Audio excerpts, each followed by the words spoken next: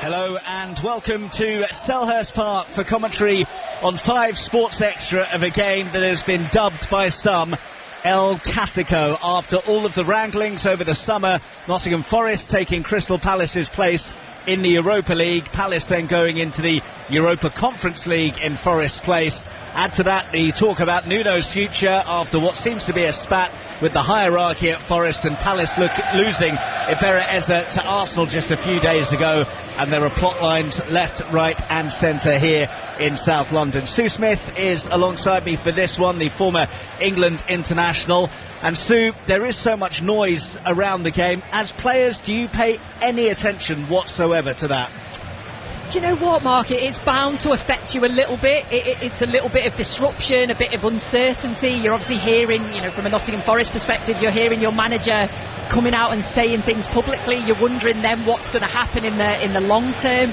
So, yeah, because around both of these sides, there's such a feel-good, isn't there? The performances on the pitch have been brilliant. So to have that little bit of uncertainty, of course it's going to affect you, but I think now they've really just got to focus on this game and doing exactly what they've done all of last season and at the start of this year. Well, the Crystal Palace supporters are revelling in their first home Premier League game since winning the FA Cup. We've just seen a sign unfurled behind the goal at the Homesdale Road end of the ground which says "Built from Class," etched in silver in red and blue with silver font as well. And there is also a tifo being unveiled as well, red and blue decking out that end of the ground as well, as the Palace fans get fully behind their team, and they have been trying to direct the focus onto their achievements rather than any anti-Forest sentiment, which I have heard at some previous Palace games this season. Yeah, and honestly the atmosphere is incredible. It's actually deafening when we're sort of sat here, and that's exactly what Crystal Palace, I think, are trying to focus on, what they've achieved. And they've achieved so much, winning the FA Cup final, beating Manchester City, a top quality side, winning the Community Shield, beating Liverpool, another top quality side.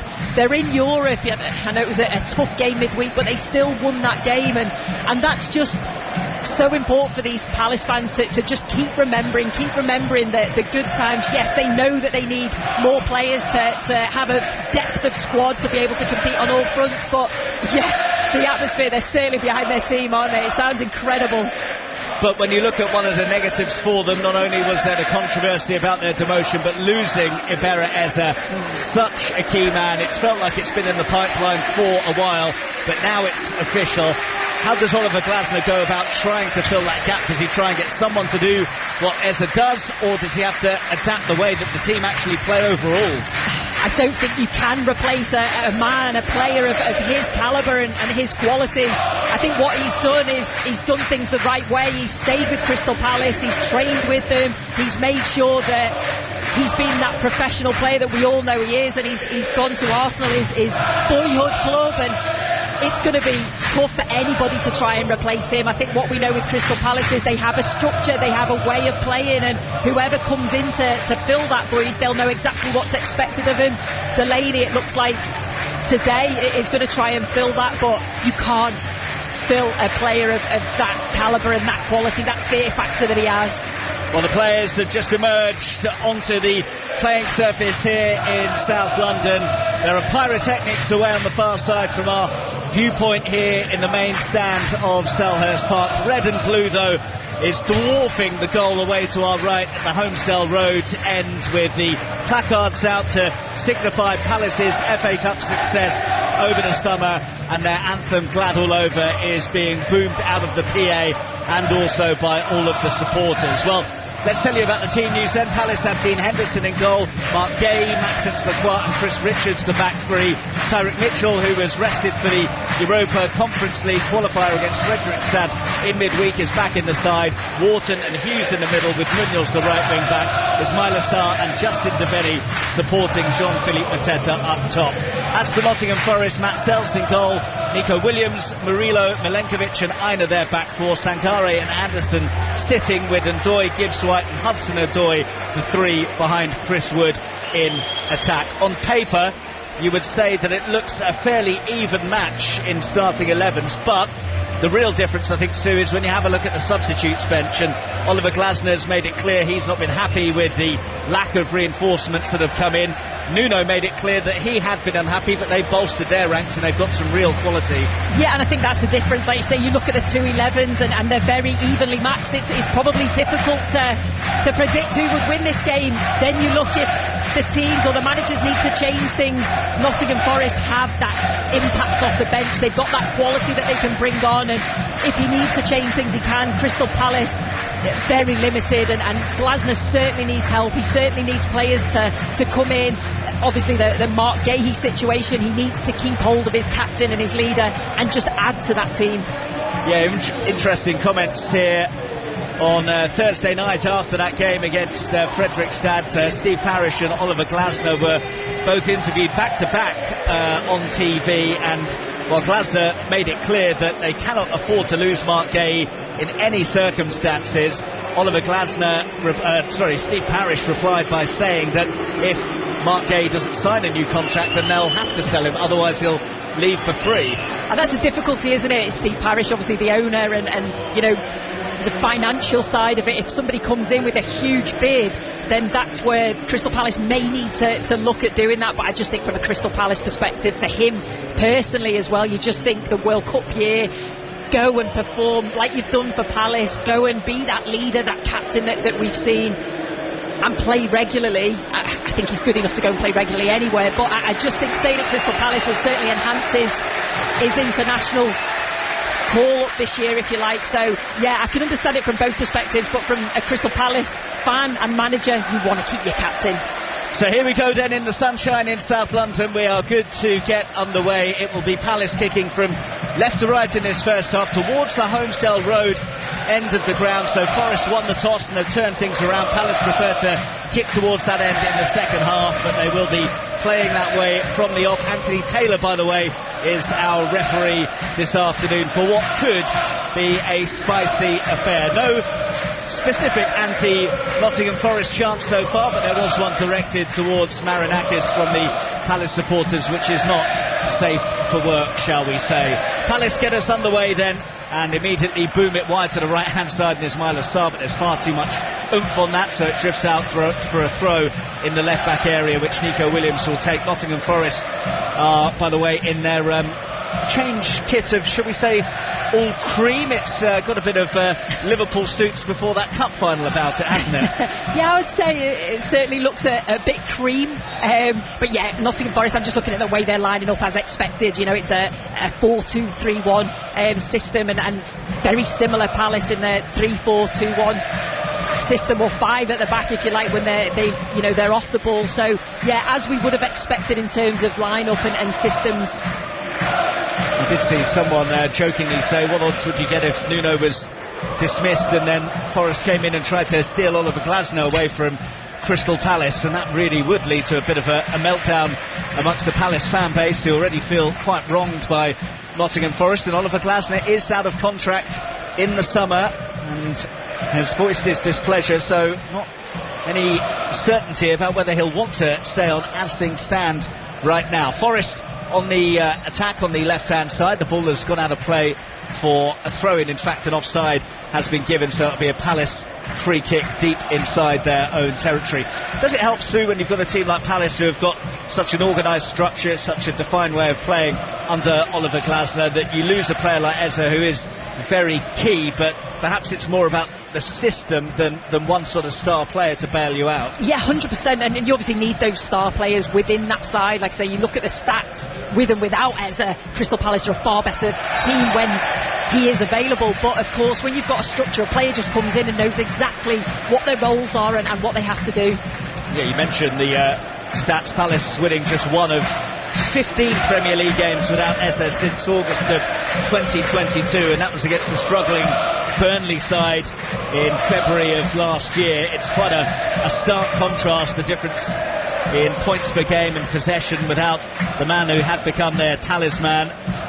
But this is life post Eze for Palace in the Premier League, who were without him for the Conference League playoff game against Fredrikstad, and they struggled to really create against the Norwegians. They've got a free kick here just inside Forest territory, which is taken short by Deveni, lifted in now by Wharton. There wasn't enough loop on it to find Munoz at the far stick. Ola Einer's able to clear, collected by Will Hughes, former Derby County man, so he'll attract a few boos from the travelling supporters. His cross is charged down by Einer on the left hand side. Ola Einer was a little bit casual when it came to clearing it, but it is heaved away by Sankare, and now Wood trying to get the jump on Tarek Mitchell, but unable to do so. Mitchell fought back well and gets it upfield for the run of Ismail Assar, who's come across to this left hand side, and Deveni's in here for Crystal Palace. Low ball across, wrong choice really, should have gone for goal, tried to pick out Mateta, and the chance came and went. Oh wow, well this is end to end, isn't it? What a start it was. Nottingham Forest initially had the opportunity going forward with Chris Wood, but then the way that Crystal Palace go from back to front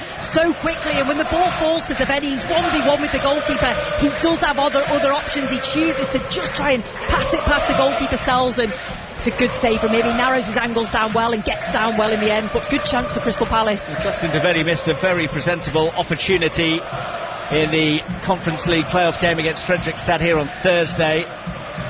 Free header that he sent wide from close range. He, of course, showed his mettle in the Community Shield, didn't he, with that very confident penalty to win the shootout against Liverpool just a few weeks ago at Wembley.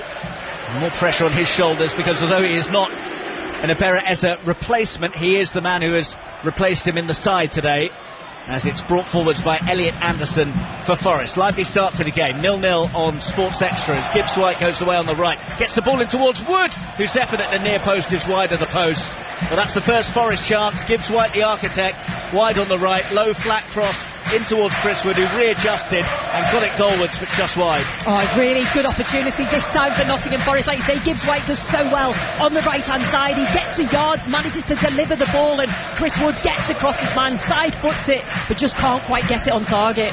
Sue Smith with us on Sports Extra, where it's Crystal Palace 0, Nottingham Forest 0 with just under 5 minutes played. Wharton has it in a deep area for Palace, knocks it back to the edge of the Crystal Palace area, where Mitchell will return it to his goalkeeper Dean Henderson in a lime green ensemble, slightly lighter colour than the playing surface here at Selhurst Park on what is a warm bank holiday weekend afternoon.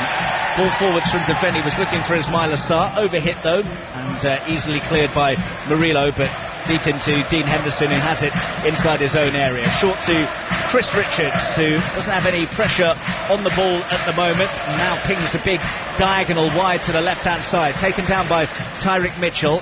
He's boxed off though by the challenge of Dan Ndoye. Now it's in the centre circle with Wharton, who works it wide to the right, and Richards down the line to Daniel Munoz, the Colombian flying wing-back for the Eagles, and the pressure from Forest, and Hudson Ndoye sees Palace retreat all the way back towards their goalkeeper Dean Henderson. He sends a speculative ball upfield, but John-Philip Mateta gets the flick on, but Sankare's in the right spot for Forest to clear away. Sue Smith. Yeah, you can see exactly what Crystal Palace were trying to do there. They were the ball into Mateta, and as soon as Mateta gets the ball, you see that players make a run, and Sarr made the run just inside, couldn't quite flick the ball to him. Ball pumped over the top for Mitchell to try and chase in that left wing back area once again. Deveni and Ola Einer having a scrap in centre field, and Deveni's just left a boot in on Ola Einer, so Forest have a free kick deep in their own half. It's a really quick start, isn't it, from both sides? We know that both sides like to play with energy and a real intensity, and that's exactly how this game started. Well, it was tight here when they met last season in May. It was a game that Forest dropped points in, as with a penalty on the hour. Murillo scored 4 minutes later, and they obviously were pipped to the Champions League by Chelsea on the final day of the campaign. Forest were also victorious in the home game when Chris Wood scored the only goal of the game in October of last year. That's when Palace had made that really scratchy start to the season, and Oliver Glasner has warned that there might be a repeat if they don't get more bodies in. And some of the signings arrived so late it took a while for them to bed in. Forest have got a few more through the door, but they certainly feel happier with their state of play, even if things don't perhaps seem so happy behind the scenes. I did see that Nuno Espirito Santo brushed away talk about the situation in his pre-game interview with TV. Here is Ismail Assar forwards for Palace, surging down the right-hand side. Sankharé across to deal with him. Sarr's ball in was handy, but nobody in red and blue had made the run into the area. No, they hadn't. Brilliant from Sarr, initially from Mateta. Mateta's got so much better with his hold-up play and holds the ball up, plays the ball into Sarr on that right-hand side. He just delivers it into a dangerous area, into that near the penalty spot, but nobody makes that run, nobody gambles. 0-0 then with almost 8 minutes gone at Selhurst Park as Richards has it for Crystal Palace, brings it a couple of steps outside of his penalty area in a central area, plays a short ball into Wharton. There's no obvious forward pass, so it's back with Lacroix, and now the other centre half, Mark Gay, who can bring it forwards and then play an awful pass into the centre circle, cut out by Morgan Gibbs-White. Forrest quickly forwards with Ndoye on the right flank. Anderson wants it by the edge of the area, and it's a casual pass from Ndoye this time that sees the move break down. Devaney dispossessed though for Palace. Bit of a scratchy period of play there. Ola Aina now advancing on the right flank for Forest. His clip ball in is towards Wood, and behind it has to go from Chris Richards because we didn't know if there was a Forest player loitering. There wasn't, so perhaps an unnecessary corner to concede, the first corner kick of the match. Yeah, I think he just had to deal with it there. I think he wasn't too sure where Chris Wood was. Chris Wood wasn't in that area, but he just had to make sure he got something on it and put it out for a corner for Nottingham Forest. I think he's saying, someone talk to me. Didn't get a shout, did he? And Palace, as a result, have got a corner kick to try and defend, which is going to be an outswinger from Anderson, and well met by Maxence Lacroix, really well defended, and then Ibrahim Sankharé has gone for glory from 20 yards out. I think it nearly cleared the White Horse Lane end of the ground. I'm not sure it's come down yet, but yeah, it was it just fell to him on the edge of the box, got completely underneath it, and it went over the bar. But yeah, he's showing what he came here to do. He's been that real presence the last few games that I've watched him play in the midfield area. You can see why Nuno wanted him to come into the side. Nuno's side aiming to win their opening 2 games. Haven't managed that in the top division since 87 to 88 under Brian Clough, when Premier League didn't even exist, and of course football didn't exist before then.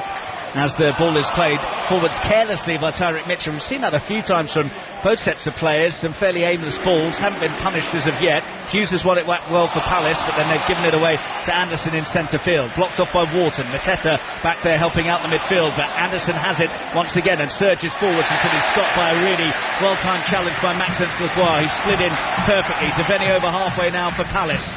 And it's with Tyrick Mitchell, who just slows things down and knocks it sideways into the centre circle. Wharton with the spray to the near side now. Daniel Munoz, time for the Colombian to pick out a cross. It's a deep one all the way across to the fellow wing-back Tyrick Mitchell. Mitchell coming inside of Ndoye, flicked in there by Hughes. Mateta gets his head underneath it, but can't really do much with it. Ndoye then levers Tyrick Mitchell off it and heaves it up towards Chris Wood, who's held up by Maxence Lacroix and goes over under pressure from the Frenchman.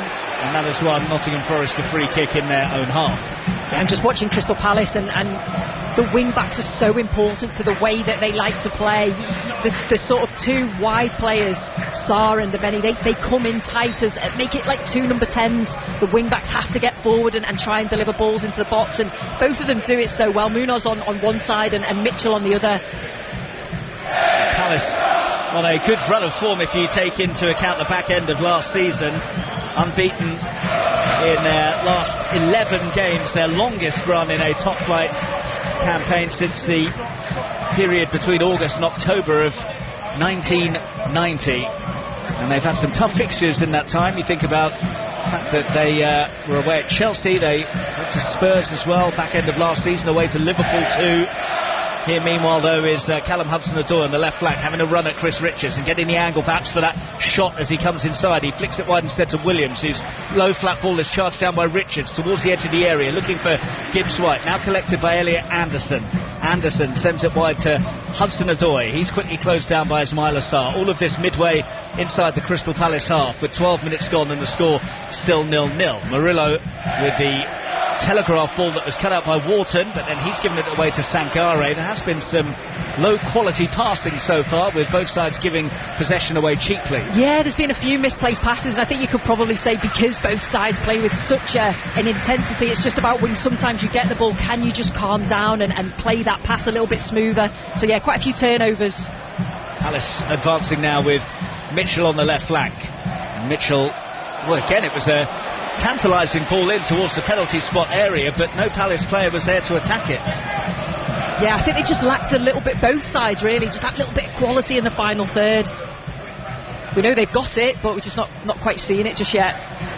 Chris Wood controlling the ball on the halfway line, right in front of Nuno Espirito Santo, who gets instructions out to his players. Intriguing to see what comes out in the coming weeks with regards to Nottingham Forest and Nuno's future. Thomas Tuchel continuing his tour of London, by the way. I saw him at West Ham on Friday, I saw him at Brentford yesterday, and he's followed me to Selhurst Park today as well. I think I might be a bit too old to be considered for the September internationals. Here is Justin Devenny inside the centre circle for Crystal Palace. 0-0, no serious sights of goal for either side really. Justin Devenny had that one when he was through, but tried to play across to Mateta that was cut out, so neither keeper forced into any serious action so far. Here is Mark Gay though, advancing over halfway for Palace. Every Palace player in the Forest half, wide for Mitchell. Early cross from him is blocked by Ola Aina, now picked up by Ndoye, who's gone over under pressure, wants a free kick which he doesn't get, but he's lucky that the Palace move came to nothing. And now Gibbs White has been caught, and I think Maxence Lacroix is going to get a yellow card for stopping Gibbs White in full flight. Yeah, Lacroix knew exactly what he was doing there. Nottingham Forest, like Crystal Palace, can go from back to front so quickly, so can Nottingham Forest, and Gibbs White picked the ball up and straight away he was away, looked for that space on the right hand side, and it's just a stray leg that brings him down, and rightly so gets a yellow card. So yellow card for Maxence Lacroix, one of the three Palace centre halves, as Gibbs White tried to show him a clean pair of heels. So it's a free kick for Forest with a quarter of an hour gone, and perhaps neither side really settling into their rhythm as of yet. No, it is an even game. I think that's exactly what we expected. Both sides very good off the ball. When you look at the shape that they get into, it makes it difficult for a team to break each of them down, and we've seen the pace that they can go from back to front, but just have lacked maybe that little bit of quality just in the final third. Forest in possession with Milenkovic out to Ola Aina, the right back for Forest, and he scampers away from the challenge of Devenny and then weaves his way past Hughes. That's lovely stuff from Ola Aina, and Forest have switched it from right to left, although Hudson-Odoi's touch is, unfortunately for him, taking him back into the Forest half. He plays it forwards to Anderson now. Palace of good shape though, no real holes for Forest to pick through, so they go from side to side again. It's on the left wing now with Hudson-Odoi. Sankare now has Wharton for company, goes back to Murillo. Forest maintaining possession neatly. Gibbs White comes to collect on the left hand side, hugging that left touchline, backwards of square to Anderson. Wharton goes to close him. Mateta now goes close to Sankare, but they have found a gap now, and Anderson's wriggled it through for Williams. Dangerous ball, and well defended by the figure of Tyrant Mitten. In fact, it was Mark Gay who came across to slide in and make the block by the penalty spot. It's really good play from Nottingham Forest though, the movement from Anderson and Gibbs White. And now more movement from Forest as Gibbs White collects it by the corner of the area. His ball in was just a bit too high for Ndoye, who was coming in at the far stick, defending with a heavy touch just outside his own area, which might have been costly. He has got away with it, although Wharton has now given it away. Palace inviting problems here. Forest turning up the pressure, still 0-0, just over a quarter of an hour gone. Now Hudson-Odoi having a run down the left. He's hoping to win a corner, but Chris Richards will stop it going beyond the byline. His clearance though is straight to Murillo. Forest building up ahead of steam now, looking for the opening goal as Anderson slaloms his way past a few challenges and gets it wide to Ndoye on the right hand side. Ndoye's low ball in is too close to Henderson and gathered, but good from Forest. Yeah, brilliant, and it's that midfield area of Forest. They were so good last week in that first half. Anderson, Sangara and Gibbs White, the movement, the energy in there, and Anderson can do a bit of everything. Defensively he's so good, but also we've just seen him there with that quality of pass that he's got, the vision, the awareness. Yeah, really strong area for Forest. So Forest starting to find their groove perhaps, as they look to make it back-to-back wins to start this Premier League campaign. They won 10 away Premier League matches last season. Only Liverpool excuse me, were more successful on their travels last term. It's a style of play that suits away days, isn't it? Yeah, it is, and to be able to sit back and absorb the pressure and then to just go, and like you say, the pace that they can go at. And I think with Crystal Palace being at home, you sort of expect them maybe to take the game to Forest a bit. Ball over the top was looking to find Hudson-Odoi for Nottingham Forest. It was well read by Richards, but Williams has it back, and Forest are finding their rhythm now, and they found Hudson-Odoi down by the corner flag on the left. Richards goes across to close him off and makes the block. They want a handball, but Anthony Taylor says it was off the shoulder, so Palace have got it with Wharton, who's able to sachet forward and just shy of the centre circle, plays it square to Hughes, slipped in towards Devaney, and Milenkovic quickly in with a well-timed challenge on him. Devaney just a bit too weak in the challenge, but he has won it back. Wharton now plays it forwards to Ismaila Sarr, rolled off here for Daniel Munoz. 3 Palace players in the area, goes down the line for Ismaila Sarr instead, whose touch was heavy, and he's unable to keep it in as a result, so it goes behind for a goal kick. Yeah, Sarr his movement was central initially, and then he just pulls out to the right-hand side, and Munoz just overhits that pass, and it ends up going out for a Nottingham Forest goal kick. So it is a goal kick for Forest, just under 20 minutes played at Selhurst Park. Forest have actually scored in their last 7 Premier League away games. The last time they had a longer run of scoring on their travels was back in 1995. As for Palace, well, the fans have got used to cheering at least once here, with the Eagles scoring in 15 of their last 16 home matches. They've got Devaney chasing a ball down the left channel, but Chasey won't win as it just dribbles behind for a goal kick. I think it is going to take a little bit of time for Crystal Palace to adapt to life without Eza, like they had to do with Elise and Zaha before him. So they're used to this. They're used to losing key players and then having to adapt and change and evolve, I suppose. You see Eddie Nketiah in the stands as well at the moment for Palace. Their big money signing from Arsenal last summer, who is ruled out with injury, which has accentuated the need for forward to be brought in. They've been linked with Hwang Hee-chan of Wolverhampton Wanderers, and there's certainly talk that Matt Hobbs, who was the sporting director at Wolves, is going to come in at Palace to fill the hole left by Dougie Freedman, who of course scouted so many of those talents that have done well and gone on to earn big transfer fees. Yeah, and again, that's another loss, isn't it? Somebody that can highlight talent and bring them in at a young age, relatively small price, and then sell them on for a huge amount of money. The recruitment's been very good, and that's what you want to see continue, whether that's recruitment, whether that's coming through the ranks, something else that Crystal Palace are very good at. That's Sue Smith, former England international, with us on 5 Sports Extra, as Forest collected in the centre circle, and suddenly there's plenty of away shirts streaming forwards. Hudson-Odoi in the left-hand side, Richards trying to track him. Hudson-Odoi goes for goal from inside the area. Lacroix with an unconvincing clearance, which goes out for a throw to Forest on the halfway line. It was actually good defending from Crystal Palace in the end there. Hudson-Odoi, you didn't know what he was going to do, trying to shift the ball from left to right. He eventually goes onto his right foot, but that shot's blocked well by Crystal Palace. Here is Anderson inside the Palace half as the first serious rendition of the anti-UEFA chants, as I'll politely call them, are sung with gusto by the fans in the Homesdale Road end. Really good pre-match tifo that they organised as well in their first home game since winning the FA Cup. And they have been trying to focus on their achievements rather than the negativity about what they perceive as unfair treatment from UEFA and CAS. Here is Daniel Munoz for Palace, just inside the Forest half. Wharton's ball over the top, was looking for Devaney. Lovely idea from Adam Wharton, just lifted it diagonally. Devaney made the run but couldn't get there in time. No, he did. He's a class act, isn't he, Wharton? Since he's come in, he's such a key player. He's quite happy to keep it simple, but then when he gets into those advanced positions, he looks for that quality ball over the top, and he just overhits that a little bit. Spotted the run, but just overhit it.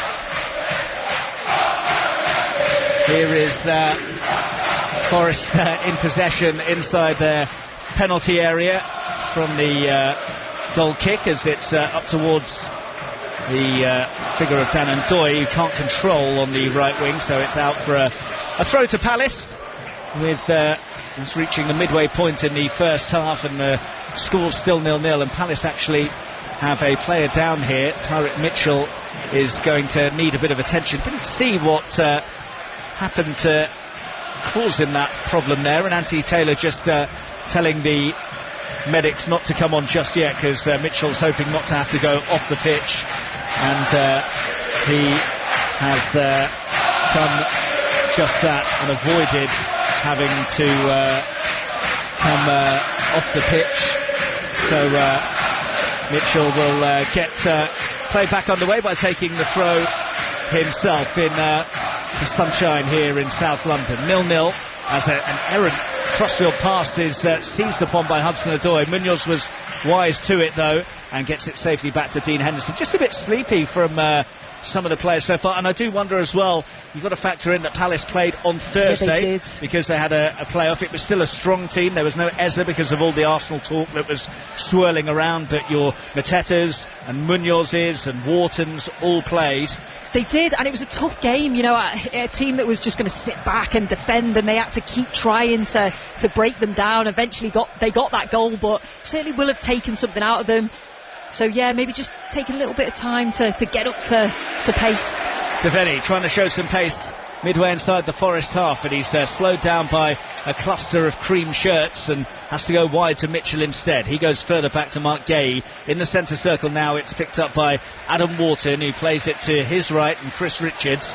Richards had the option of sliding it wide to Munoz, and it's gone that way now courtesy of Ismaila Sarr, and Munoz has managed to whip the ball in towards the near post, and Matt Sells has patted it behind, but the assistant on this near side, Adam Nunn, says that the ball had already gone out, so it will be a goal kick. Yeah, it's really difficult to see. You thought that Munoz had just managed to dig the ball out. It's really good play from him. His first touches, I actually don't think that had gone out to play. I've just watched the replay again, and he takes a big touch out of his feet on the right hand side and manages to dig the cross out, and Sells has to come across and try and punch it. Probably would have sneaked in at that near post. So sent on by Matt Sells. Palace won it initially, but the second ball has been taken down by Gibbs White, who nearly fed it through for Dan Ndoye. Gay's pass slips it into the path of Wharton. He nicks it on for Munoz, looking for the give and go with Mateta, and Devaney over the top. Munoz is chasing this, but it will be Matt Sells. Palace nearly finding a way through the Forest rearguard though. Yeah, it was a nice idea, and there was a lovely little over initially to set up the move that took out a couple of Forest players, but yeah, again just hit the pass towards, it was Mateta running through. Wood wins the long ball forwards in the air, and Hudson-Odoi has touched it off to Gibbs White. He goes further back to Elliot Anderson.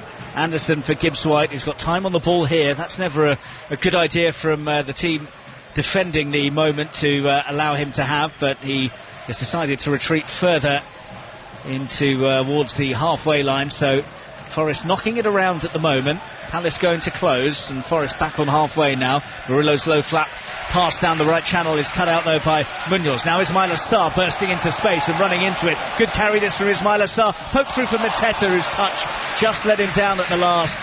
Excellent work by Sarr to carry it forwards so far. And his pass to Mateta looked decent, but Mateta's touch let him down. Yeah, it did. That's exactly what Sarr can do. He can take you up the pitch. He dribbles so quickly with the ball at his feet. He starts just over the halfway line and just carries on going and going. And yeah, his ball through to Mateta, just that first touch let him down.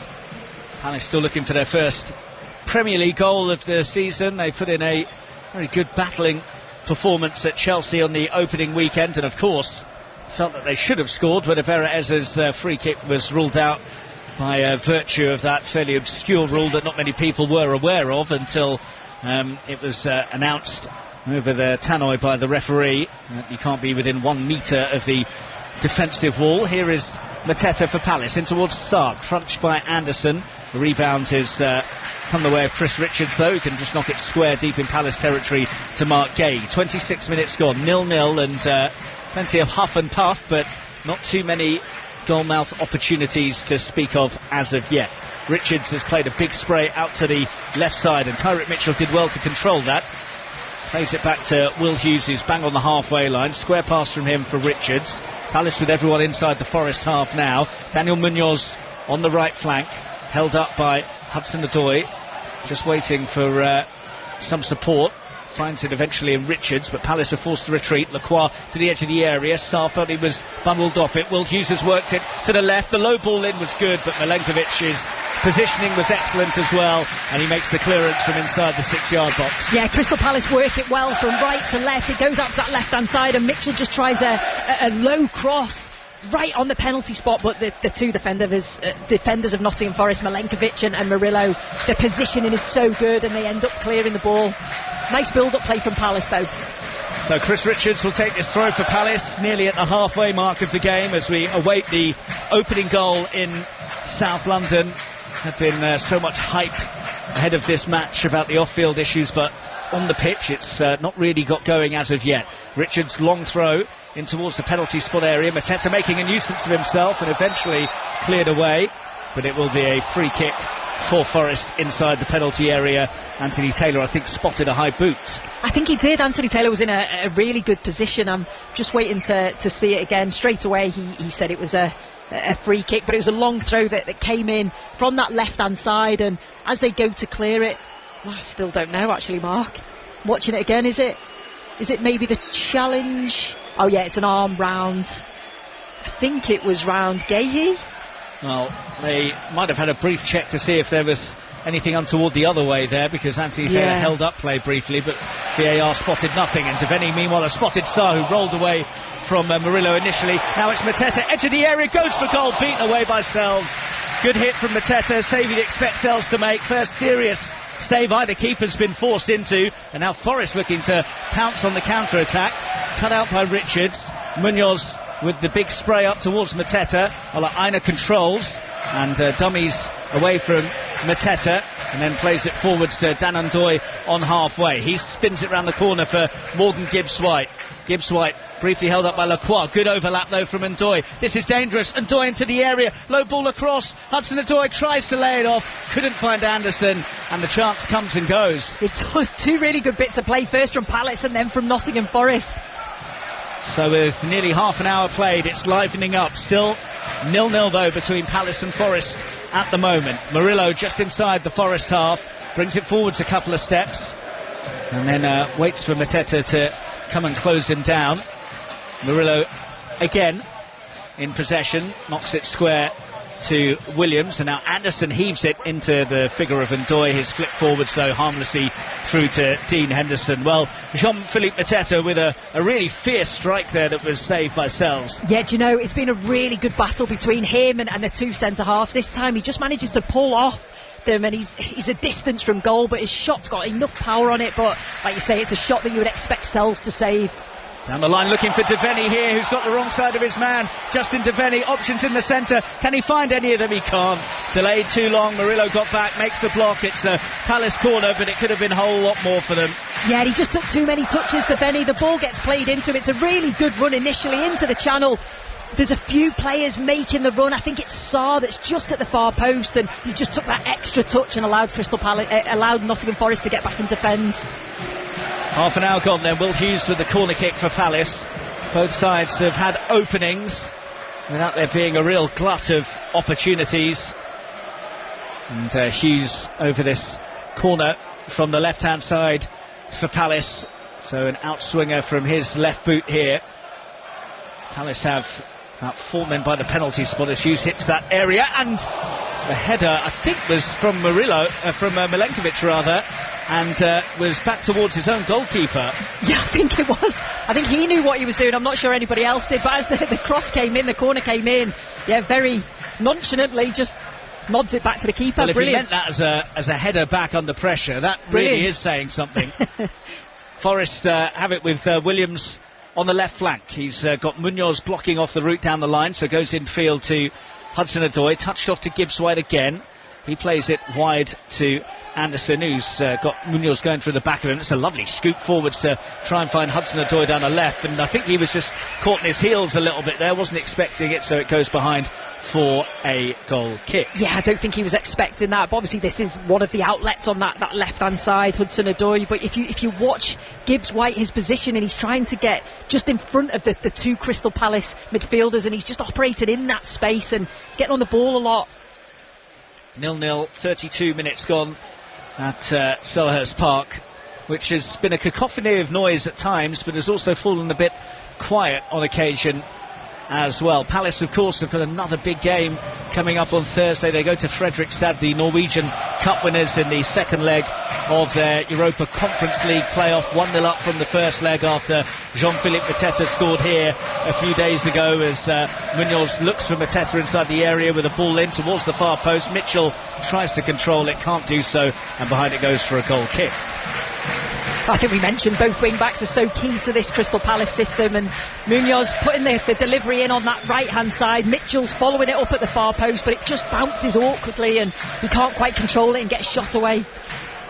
Oliver Glasner is desperately trying to get messages across to his side at the moment, mainly his back three that he's pointing and gesticulating to as Anderson collects it deep in Forest territory and will bring it up towards the halfway line now.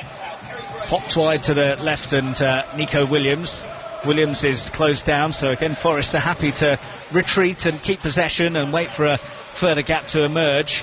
Murillo has it and goes wide to Williams has Sarr in front of him, so it's a square pass to Elliot Anderson, and now it's on halfway with Murillo again. Now Milenkovic inside the centre circle for Forest. 0-0, 33 minutes played as Forest again go patiently back to eventually knock it forwards. Anderson on the left wing has Williams in support, goes for the early cross towards the far stick. It's a good looking ball as well, laid off here for Gibbs White, who smashes over the bar from just inside the penalty area, and his reaction tells you he knows he should be doing a whole lot better. Oh, he should have done better. It's a really good opportunity for Nottingham Forest. The build-up play is really, really good. The way that they get the delivery into the box. Chris Wood pulls out to the far post and just knocks it back in for Gibbs White. It is bouncing and he can't quite get his sort of leg and his body over the ball to keep it down, but you always expect high things of Gibbs White, don't you, when he gets into those positions? Well, Jean-Philippe Mateta has pleadingly looked at Anthony Taylor, the referee, for a free kick, with Murillo jostling with him, and he looked back at him, Anthony Taylor, and just said, come on, you're strong enough to be able to deal with that, you're not going to get a free kick. Quite like that sort of style of refereeing. It was like, come on mate, get on with it. And he did, to be fair to him. 0-0, 10 minutes of the first half left to play. Oliver Glasner disgusted with something as he turns and speaks to Paddy McCarthy, one of his assistant coaches. And Palace have switched off here as it's looped forwards for Williams. His cross deflected, which took the sting out of it and allowed Dean Henderson to make the gather. Yeah, it did. It was a nice ball initially through to Williams on this left-hand side. Hudson-Odoi had come in field and just provided that space for Williams, but the deflection then ends up going back to Henderson in the Palace goal. Palace fans singing England's number one. Dean Henderson as Lacroix comes forwards to just short of the centre circle and opts against the forward ball, plays it square to Gay. Now that is forward to Mitchell in the left wing back area on halfway for Crystal Palace, who are still 0-0 with Forest with just under 10 minutes of the first half left to play. Wharton's first time ball is poor, straight to Sangare, and Sangare can now whip it to the left, and Hudson-Odoi fancies a run at Chris Richards. Richards trying to see him out of play, but Hudson-Odoi is checked back and goes further back with the ball to Nico Williams, who waits for Elliot Anderson to come short and then knocks it to Anderson now. Wharton sort of plods across to try and block him off, and Forest have switched it to the right. Gibbs White with a beautiful flick to Ola Aina, who tried to give it back to Morgan Gibbs White. It's broken down though, and Devaney should have found Mateta, but his pass is intercepted. Wharton's header forwards to Mateta. That's good, strong play from him. The rebounders come the way of Will Hughes. Now it's Wharton. Time on the ball for Adam Wharton here. That's a better pass to find Ismail Assar, who rolls it on for Tyrick Mitchell. Ball in from Mitchell. Didn't have enough height on it to clear the first Forest man. Gibbs White has then lost it in a bad area. Wharton urged to have a shot from the edge of the area. Goes for Munoz instead. Low dig ball in! And Palace in front! Ismail Assar's there! Really well adjusted by Ismail Assar to tuck it home. Palace crafting a very crafty goal. Really good build-up from the Eagles, and Sarr did brilliantly to readjust and redirect the ball beyond Matt Sells and in. Palace 1, Forest 0. Yeah, well, at times this afternoon we've said Crystal Palace have just lacked that little bit of quality in the final third. Well, they found it here. It's good play initially on the right-hand side. Munoz, we said he's been involved in everything positive that Crystal Palace has done. Gets a delivery into the box, and Sarr does so well. He's centre of the goal. He has to readjust his feet. Once he readjusts his feet, he just side foots it past Sells in the Nottingham Forest goal. It's a really clinical finish from him. Really good from Ismaila Sarr, really good from Palace all round. That's their first Premier League goal of the season, and it was very easy on the eye. And Ismaila Sarr, who, as you were saying, Sue, has somewhat gone under the radar, hasn't he? While there's always attention on the likes of Eze and perhaps Wharton and Mateta, but he has proved to be a very shrewd acquisition. 12 goals and 7 assists in all competitions last season, and he's bagged another here today, having already got off the mark in the Community Shield against Liverpool. So Ismaila Sarr perhaps softening the blow of Iberra Eze's departure by continuing his impressive form. Yeah, and I think this is where you obviously need other players to step up and take that mantle, and Sarr's certainly capable of doing that. He's showed that again and again. Justin Devaney's gone over in the left-back area for Palace, so they've got themselves a free kick. 7 minutes left to play then of the first half, and Ismaila Sarr, the man who has breached the Forest back line, and the Palace fans find their voice after they had gone a bit quiet during a lull in the game. But they are on their feet and dancing and chanting now. Will Hughes trying to win the ball in centre field has upended Dan Ndoye. No foul though. Tyrick Mitchell for Crystal Palace now will advance down that left-hand side. Knocks it backwards of square to Devaney, who goes further back to Mark Gay. Gay wants Adam Wharton to come a bit closer to him. Now it's Gay again, who slips it in towards Jean-Philippe Mateta. Mateta rolling away from Sangare. Tyrick Mitchell collects for Palace. Mitchell, no crossing opportunity on for him there, so he'll find Mark Gay instead. And Gay now starts to drive towards the edge of the Forest area. Mateta, heavy touch from him. He went over after a challenge by Murillo, and is still down now at the moment. Jean-Philippe Mateta. Well, no free kick forthcoming from Anthony Taylor. And Mateta has not returned to his feet as of yet. Palace considering putting the ball out of play, but he's got back up and wants to continue. So Palace still have the ball and they still have the lead. Yeah, they do, and yeah, Mateta went down, but he seems to be okay. But it is such a good battle between the two centre-backs and him. I think he's relishing it, really. Mateta and Murillo again jostling as the Palace fans inquire if Marinakis is aware of the score, as the ball is with Mark Gay inside the centre circle. Here is Will Hughes for Palace. Square pass to Mitchell, and now looped forwards towards Ola Aina. Aina, was that a handball in there? Well, the flag is up anyway for offside, so Forest will have themselves a free kick, with Palace still leading by 1-0. You just think Forest have still obviously got the threats going forward. I'm just watching the if it was potentially, it was the foul on Mateta. It wasn't a foul. Murillo just stood his ground.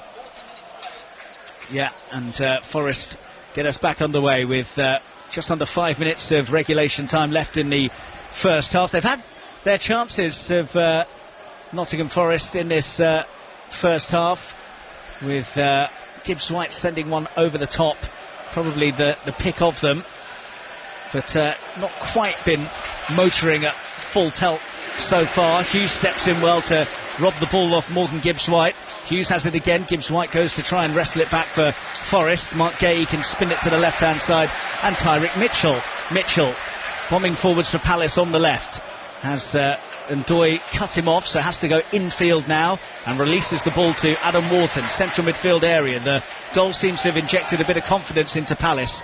Munoz with a deep ball to the far stick. Devaney's header isn't ideal. Mitchell might be able to get there and lay it off for Hughes to hit, and it's not far wide from Will Hughes. Well, it sat up invitingly for him by the edge of the penalty area. He caught it sweetly, but it just swirled away and wide of the post. Oh, what a strike this was from Will Hughes. He's just on the edge of the area. It looks like he sort of catches it with the outside of his boot, and there's so much swerve on the ball, but it just doesn't manage to get into that far post. Ball has broken in centre field, and just for a minute Palace thought they might be in. Mateta has won it back though. Palace all over Forest there. Ismail Assar, was he caught there? Referee says no. Anthony Taylor's not having any of that. Palace absolutely convinced that Ismail Assar was fouled there. That will be a foul though by Chris Richards. And Anthony Taylor's coming across, and I think Oliver Glasner might be picking up a yellow card here. In fact, it's a member of his coaching staff who's been cautioned for dissent there. Oliver Glasner was pointing at his own chest and asking if he was being cautioned, but I think Anthony Taylor was motioning to somebody else. Yeah, I think so. I'm just looking at the bench there. I think they're trying to explain it to Oliver Glasner. He certainly isn't happy with something. There was obviously a foul on Sarr, and Sarr's still down now at the moment. It's Nico Williams on him. It looked a little bit late, but he looks in some pain, so hopefully he's okay. See, with the limited, I'm just watching now from the challenge, so Sarr controls the ball and there's not much in it. It's not much in it at all. No, there was no serious contact on Sarr, certainly not enough from where we're sitting to have led to him going down in as much agony as he appeared to be. So it will be a Forest ball with a couple of minutes of time left in this first half. Milenkovic for Nottingham Forest, just inside his own penalty area. Now it's Elliot Anderson wide to Williams. Williams backwards of square, and now Milenkovic again for Nottingham Forest, who trail Palace by an Ismaila Sarr goal to nil. Palace looking for their first win of the season after a goalless draw at Chelsea last weekend. Forest who were victorious over Brentford on the opening weekend, really brushed Brentford aside, didn't they, with their 3-1 success in that one. Here's Ismail Assar, lovely ball through the middle for Mateta, who tried to play it first time wide to Munoz. Again, I just wonder, would he have been better off spinning and darting towards goal himself? You don't normally see that from a centre forward, do you? No, but it's something that he has added to his game. He's added that real sort of link-up play where he'll drop in and other players will run in advance of him. He tried to do that then, but yeah, you often see the striker turn and have a shot or be very positive. Just got blocked out there. Anderson for Forest, back to Murillo. Final minute of normal time in the first half, and Milenkovic has it for Forest in Selhurst Park pitch that is completely bathed in sunshine on a warm afternoon, as the ball just drifts out of play for a throw. Does it? No, it stayed in on the halfway line, and Palace have got it with Adam Wharton in the centre circle for Palace. Options on his near side to find, and Wharton has got the ball now, and under pressure from Elliot Anderson, nearly lost it in a bad area, but he was clipped and gets the free kick. There's lots of battles all over the pitch, and that's just another one, isn't it? Anderson and Wharton, two very good central midfielders. Mitchell for Palace now, darting infield, finds Wharton, his ball forwards to Justin Devenny, stroke back to Chris Richards. Just waiting to see how much added time we're going to have at the end of this first half. Munoz has it for Palace on the right wing, and the board is being raised by Sam Barrett, the fourth official now, and we will see that there's just the one added minute at the end of this first half. Palace on the attack at the moment with Devenny, and that's a really poor pass from him to try and find a teammate through the centre, easily cut out. That's one thing Oliver Glasner will be getting into his players. Their passing needs to be better. Ismail Assar crunched by Anderson just outside the area, and you can hear the cheers from the Palace fans who feel a free kick from Anthony Taylor is well overdue. Yeah, and it's the right decision from Anthony Taylor there. The ball goes into Sarr, and he's using his body really well to protect it, and Anderson's just a little bit eager, trying to win the ball back, and goes through Sarr. So it will be a free kick for Palace right at the end of the first half. It will be the last action of this game. It's a sizable way out, probably 25 yards from goal, and very much left of centre, so not sure it really lends itself to a hit at goal. What do you think, Sue? No, I don't think so. I think this is probably looking at the far post. You look, Munoz is in there, I think Lacroix's in there, Gahey I'm sure will be there as well. Well, we've played the minimum of one added minute that was signalled, so this will be the last action of the first half, you would have thought. Wharton, Hughes and Devenny are the trio of Palace players who are over the ball right now, and They still wait for the rest of their teammates to work out what they want to do. Palace will of course be aware of not infiltrating that wall after the goal that was struck off at Chelsea last weekend. It's Devaney and Wharton who are both ready to do something with this set piece. On the left, 10 yards outside the area, Devaney has left it. Wharton will clip it in towards the far stick. Oh, and the header is tipped wide by Matt Sells, was it? Or off the post, but Mark Gay arriving with a golden chance to double Palace's lead right on the stroke of half-time. Nobody picking him up, and it was off the outside of the post and wide. Palace inches away from making it 2-0. Oh, it's a great opportunity for them right at the end of this half, and it's a good delivery from Wharton. Mark Gay just peels off to that back post. It's a free header. He's having to stretch and dive for it, but yeah, just off the post. Good opportunity to double the lead though. Overall, Palace 1-0 up at half-time. Is that a fair reflection? Yeah, I think it's been a pretty even game. I think both sides have maybe just lacked a little bit of quality in the final third in terms of the passing's been a little bit loose, but yeah, the goal for Palace was really well worked, and Sarr's been a standout, so's Munoz. I think Gibbs-White's certainly been involved for Nottingham Forest, had an opportunity that he'll know he should have done better with, but I think there's goals in this second half, Mark. Well, let's hope so, but at half-time it is Crystal Palace 1, Nottingham Forest 0. We'll be back for the second half, but in the meantime we can rejoin 5 Live. Because Everton are very, very fortunate right now not to be, well, to be ahead and not to be either drawing or going behind just now. I think somebody's had a word with someone upstairs this Sunday. Yes, Brighton's players, I'm sure, will be shaking their heads going down the tunnel. How they have not scored in this first half will be beyond them. But it is Everton, and Iliman Ndiaye, the last player to score at Goodison Park for Everton's men's side, who scores the first goal at Hill Dickinson Stadium and once again gets a little piece of Evertonian history. It's Everton 1, Brighton 0 at the break. Well, I tell you what, the noise when that ball hit the back of the net was something else here inside the Hill Dickinson Stadium, and I'm led to believe the first half has been pretty loud as well at Selhurst Park, Aaron Paul. Absolutely, Steve. It is Crystal Palace who lead here by a goal to nil. It's been a near dominant performance from the home side, despite the backdrop of tension surrounding both clubs. Oliver Glasner's men have been front-footed and have had chances. Matt Sells has saved well from Justin Devaney and then from Jean-Philippe Mateta from long range, but he couldn't keep Ismaila Sarr's half volley out. Munoz with the ball from the right, Sarr drilling it into the ground with the ball just flying into the corner of the net. Mark Gay has clipped the foot of the post with a diving header on the stroke of half-time. Palace fans very, very vocal with their thoughts and feelings towards Forest and owner Evangelos Marinakis. Their side are doing the business on the pitch. At the break, it is Crystal Palace who lead Nottingham Forest by a goal to nil. Pat, a few minutes into the first half there, I just sort of took my headphones off just to get a real appreciation of the sound. And what I did notice is, and it was going a little bit quiet, and you explained it perfectly in commentary, but the one player every time he got the ball who got people on their feet was the man who created the goal, Jack Grealish. Yeah, and they've tried to get him on the ball as often as possible in the final third. To be fair, I think Ndiaye played better, but he's, you know, they know the capabilities that Jack Grealish has got. You don't want to give Jack Grealish the ball wide left on the halfway line and ask him to run 50 yards and beat 3 players, because that's not his game. He's not got that sort of bursting of pace that some other wide players have got. But if he can get him the ball in the final third 1-on-1, he's perfectly capable of creating something. And we were chatting before the game about wingers and how often Jack goes beyond players and goes, you know, down the line. Just wasn't doing it at Manchester City.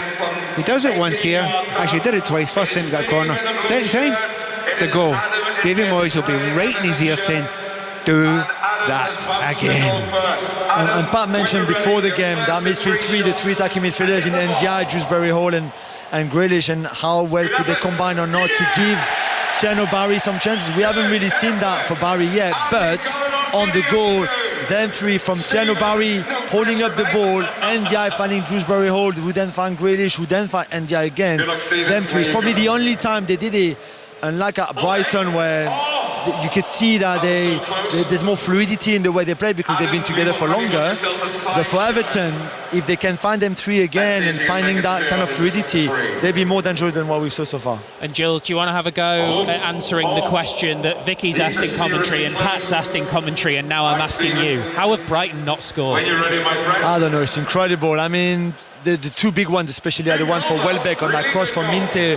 Okay, the ball is a little bit behind him, but he should still react better. He could even take a touch. He's on that much on his own. And then the one for O'Reilly, and I think he rushes it a little bit once he sees the back pass from Tarkowski, which is a huge mistake, by the way, and should have been costly.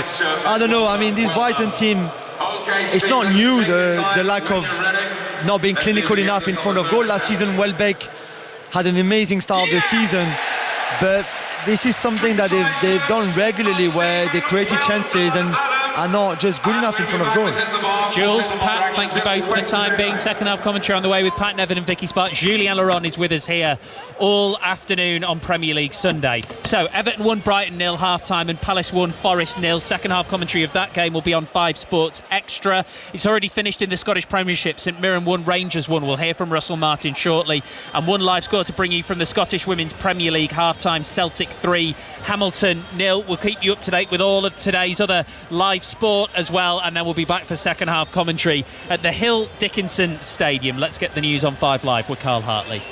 The voice of the UK. This is BBC Radio 5 Live. Thanks, Steve. A 54-year-old man and a 15-year-old boy have been arrested on suspicion of arson with intent to endanger life after a restaurant fire in East London. 2 people remain in a critical condition in hospital following that fire on Friday night. The government says an overhaul of the asylum appeal system will make it faster and cut the number of migrants living in hotels while they wait for a result. Ministers want to set up a panel of independent adjudicators instead of having a judge to oversee the process. Imran Hussain is from the Refugee Council. These are potential life and death decisions. So we have to ensure that every case is given a fair hearing, that it's decided upon its merits. And we're going to make sure that we don't end up sending back people who are speaking out against tyrannical regimes and dictators back to their torturers. Judges are to be given tougher powers to restrict criminals' freedoms by banning them from driving and going to sports stadiums and pubs. The new plans will affect those who have been given non-custodial sentences in England and Wales. President Zelensky says Ukraine's future will be decided by his country alone. He's been marking the country's anniversary of its independence from the Soviet Union in 1991. And Spain's National Weather Agency says the heatwave the country experienced this month was the most intense on record. Provisional readings saw temperatures reach an average temperature, which was 4.6 Celsius above the previous record.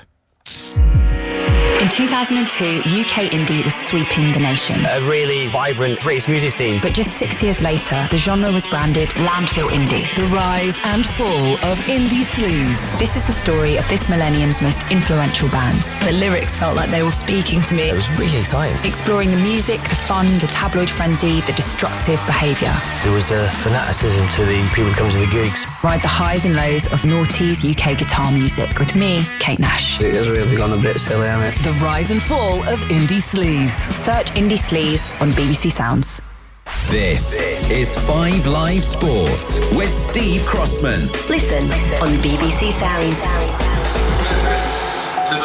Everton lead Brighton by a goal to 0 here at the first game at the Hill Dickinson Stadium. Second half commentary on the way. In 5 minutes' time, Wigan Warriors host Wakefield Trinity in Super League. Matt Newsom.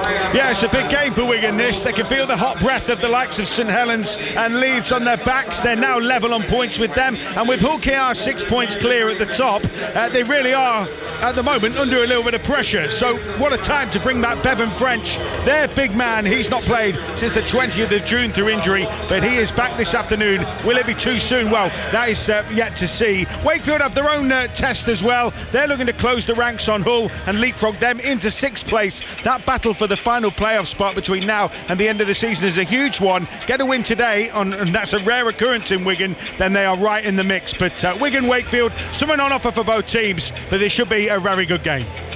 In the 100 earlier, Trent Rockets beat Welsh Fire in the women's match by 23 runs. That keeps their qualification hopes alive. The men's match has just got underway. Atif Nawaz. Well, it's a different kind of scenario here for the Trent Rockets. If they win today's game, they'll knock out the 5 teams beneath them in the table, with 3 teams tied in the top 3 spots at 20 points. They've started well against the Welsh Fire, keeping them quiet, having put them into bat. The Welsh Fire are 30 for 1 after 34 balls. So that one's live on Sports Extra 2. On Sports Extra 3, Manchester Originals women against Birmingham Phoenix. Nick Eshragani's at Old Trafford. Yeah, well, the Originals are looking to go level on points with Northern Superchargers in second place in the women's table with a victory here against Birmingham Phoenix, who are rock bottom. They're out of the playoff contention already, and it's been a terrible start for the Phoenix, who won the toss, decided to have a bat first. They are 18 for 3 after the first 30 balls. Final round of the British Masters. Correspondent Ian Carter's at the Belfry. Feels like it's all about the Højgaard twins at the moment. Nikolai has moved to the top of the leaderboard and 2 shots clear with a birdie at the 10th to move to 14 under par. Meanwhile, Rasmus has picked up a birdie at the 15th and is now 3 holes away from a Ryder Cup debut. He's currently at 8 under par in a share of 13th, top 29, and he gets the last automatic spot in Luke Donald's team. Matt Fitzpatrick, he's at 11 under par alongside Andy Sullivan. Fitzpatrick going to the turn in 1 over par today. The Women's Rugby World Cup, Ireland beat Japan this morning 42-14 at Franklin's Gardens. In Northampton, South Africa versus Brazil has just got underway, and South Africa lead 12-0 at 5:30. New Zealand play Spain in York. Already today, another bad day for Rangers. They drew 1-1 in the Scottish Premiership at St Mirren, so they've drawn all 3 of their league games so far this season under new manager Russell Martin, who we can hear from now speaking to BBC Scotland. Yeah, it's frustrating. We're making it hard for ourselves in games at the minute, conceding poor goals. So yeah, it's disappointing. We just have to, for some reason, we don't start the game enough. Well, it's tension. We don't start the game enough energy and intensity, and then we paid a price for it. We concede a poor goal, which we'd actually really worked a lot on to avoid. We're 2v1 at the back, but the ball comes inside us somehow because the setup was fine. And then, then we're chasing. The subs had a really good impact. The running was there. But like the courage to really take the ball in the first half and be really aggressive in the final third. We turned the ball over a lot without really having conviction in our actions. Are you relieved to get a point out of it in the end? Finley Curtis made an impact. I thought we were going to win the game in the end because the second half was so dominant. We're in there a lot. The final pass or the execution decision is not as clean as it should be because we're chasing. So there's a little bit of anxiety in there. So they need to take a breath, the lads, and they have more chances to execute and score more, create a bit more. But I love the intent from the second half and last half hour. So I thought once we scored, we'd go and win the game, but it's frustrating we haven't. Yeah, 3 wins out of 9 for you so far. How worried are you at the lack of progress? Yeah, it's also 2 defeats in Europe, so it's also not like the end of the world. 8 weeks in, you usually have 2 or 3 games played by now. We've been 8 weeks and had so many games, we've gone straight into the fire of European games and stuff like that. So I'm under no illusion. The window needs to shut. Everyone needs to be all in when that happens. Everyone needs to be all in for the next 2 games before it happens. And we can make things feel very different next week. Yeah, Rangers boss Russell Martin, 3 games, 3 draws. Meanwhile, Celtic have won 3 from 3. At 4:30, we're live at Craven Cottage for full commentary of Fulham against Manchester United with correspondent John Murray and Clinton Morrison. We can have a quick word with them before the second half here at Everton. John, I think we know the United storyline. They were good in defeat against Arsenal, but this is a different kind of challenge. Yeah, and I think principally in terms of the storyline, does Onana come back in to start the match? And I believe the word is that he has travelled with Manchester United, so I think the answer to that is probably yes. We'll find out in the next 20 minutes. And the other question is, are we going to see this expensively assembled Manchester United front 3 all starting together for the first time? Also interested, Clinton, as to whether or not we'll see Rodrigo Muniz from the start for Fulham, because he's been one who's been linked with moves, and he was on the bench for the first game, came off, scored. Yeah, and the goal was fantastic against Brighton. What a finish. Yeah, you'd expect him to start, most definitely. I think he's a top player, and Fulham need to keep him. You need to start your best players and keep him.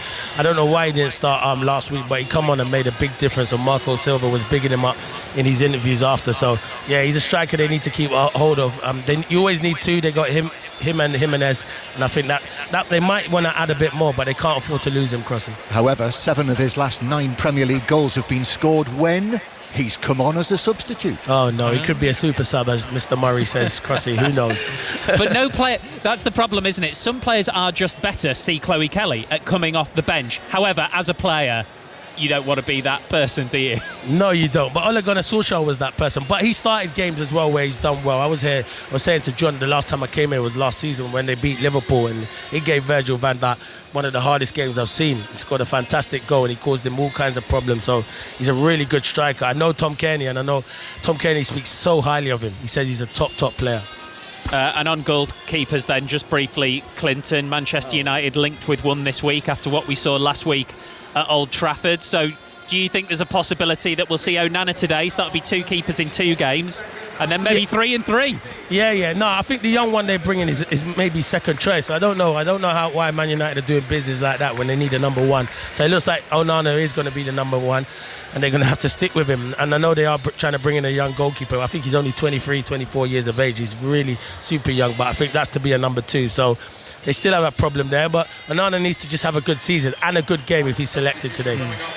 Right, thank you very much, you two. So Fulham versus Manchester United in full at 4:30. Right now on 5 Sports Extra, second half of Palace Forest here at the Hill Dickinson. Everton Brighton, balls on the centre spot, and we're ready to go with Everton leading by 1-0, and Pat Nevin alongside Vicky Sparks. Thank you very much, Steve. And Brighton have made a change at the break. 20-year-old Jack Hinchelwood is on for Carlos Baliba. And Pat Nevin, we didn't see any issue for Baliba, so you presume tactical, although I'm sure Brighton boss Fabian Herzler will be asked about that after the game, but he's a big player for them. So we are back and ready for resumption here at Selhurst Park, with Palace leading Nottingham Forest by 1-0. No changes from either of the coaches at the break, so Palace still with Henderson in goal, Gay, Lacroix and Richards at the back, Mitchell, Wharton, Hughes and Munoz across midfield, Devaney and Sarr either side of Jean-Philippe Mateta. Sarr's goal separating the sides for Forest, Sells between the sticks,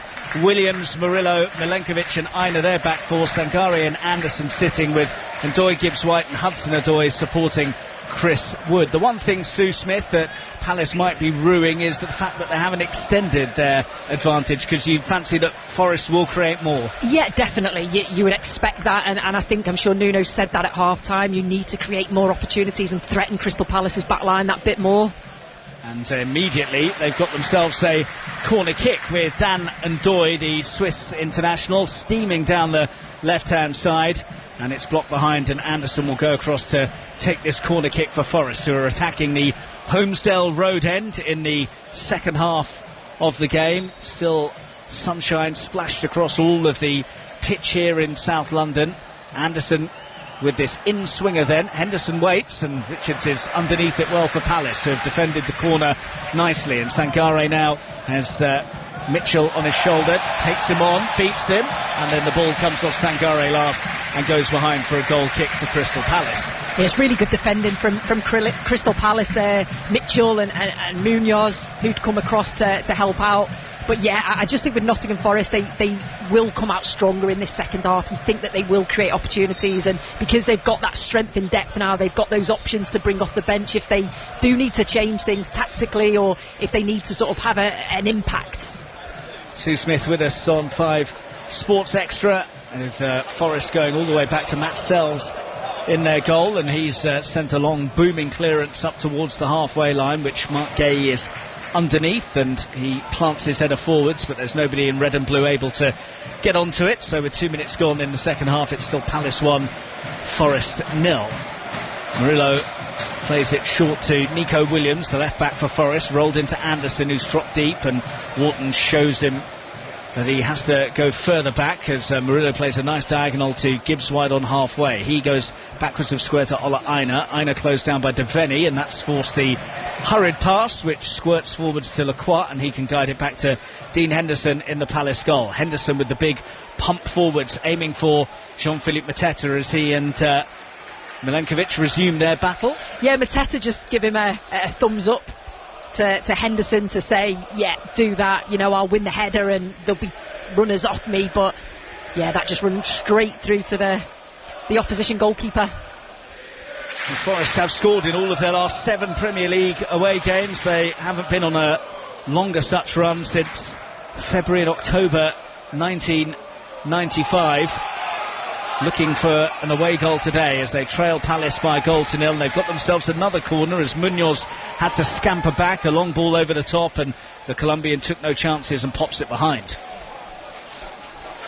So Forest sending bodies forwards. Anderson will be the man to deliver the ball in. Do have quality on the bench, don't they, Forest, after all of those signings that they made? Hutchinson, McAtee, Kalimwendo are all ready to be called upon by Nuno if needed at some point. But for now, he's stuck with the same 11 from the beginning of the game, and that's a really disappointing corner from Elliot Anderson, who's bent it in and too high, and it swirls behind for a goal kick. Yeah, I was just going to praise normally his delivery into the box, and yeah, he just completely overhit that. Looked for the far post delivery, but went all the way out for a Crystal Palace goal kick. So they'll be disappointed because we know that Forest can cause problems from those set pieces. Palace have it with Dean Henderson, short to Mark Gay inside the Palace penalty area. Square from him to Maxence Lacroix. 5 minutes gone since the break. Palace still leading by a 1-0. Henderson gets it back from Lacroix. Palace retreating and then looking to start again. They have it with Mitchell, and he's banged it down the left channel for Mateta to chase, but and that's good defending from Murillo to get back and guide it back to Matt Sells. Not a great clearance from the keeper, though. Helped out by Milenkovic, who's popped it forwards, but Palace have got it again, and Sarr tries to knock it over the top, but Milenkovic can head it back to his keeper. The second half certainly not started the same intensity that the first half had started with. There's been quite a few long balls, and again, I know that both sides can do that. They can play, if you like, direct, but direct with a quality. They can play through the thirds if needs be, but both teams seem to just be trying to turn the opposition. Ola Aina infield, and now the ball forwards aiming for Hudson-Odoi, doesn't find him. Mitchell can pop it up towards Mateta. He's beaten to it by Milenkovic. And now Hughes trying to win it in centre field. It's back with Elliot Anderson for Nottingham Forest, just shy of the halfway line. Goes square to Milenkovic, who's popped it on for Ola Aina. He advances over halfway on the right-hand side.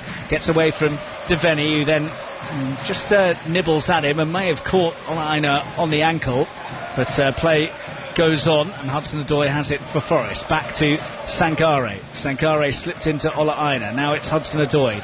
Little triangle from Forest, but not going anywhere fast in terms of penetrating the Palace midfield and defence. On halfway with Murillo for Forest now. Down that left side they adventure once again. Back with Anderson. Good keep ball this from Forest. Is there an end product? Gibbs-White collects it in the final third now. But Palace again all over him, so he has to go backwards of square to Anderson again. Now it's rolled to the left flank. Chance of cross towards the far stick from Ndoye. Wood was arriving and got a touch, but couldn't get it towards goal, and it's a goal kick. Yeah, Nottingham Forest were just trying to work an opening there, but Crystal Palace's shape off the ball has been excellent. Eventually the ball goes to the left-hand side, and it's across to the far post, but Chris Wood's having to challenge with two defenders, and he manages to get his toe on it. He's stretching for it, and goes wide of the far post. Lacroix for Palace inside the penalty area, square for Richards. Richards pops it long. Mateta's the target. He wants a free kick, and this time he gets it out of Murillo. There is that long running battle between the pair of them, and the Frenchman comes out on top this time. It's brilliant to watch, isn't it? When the ball goes into him, this time it's either Murillo or Milenkovic. One of them will go tight on Mateta, and he's just got his arms round there, and he stops Mateta turning, so it is the right decision in that instance. So it will be a free kick for Crystal Palace just inside their own half, which Will Hughes is going to take. In fact, it's just inside the Forest half, I should say. Hughes spots it up. Palace send most of their players towards the edge of the D in the Forest penalty area.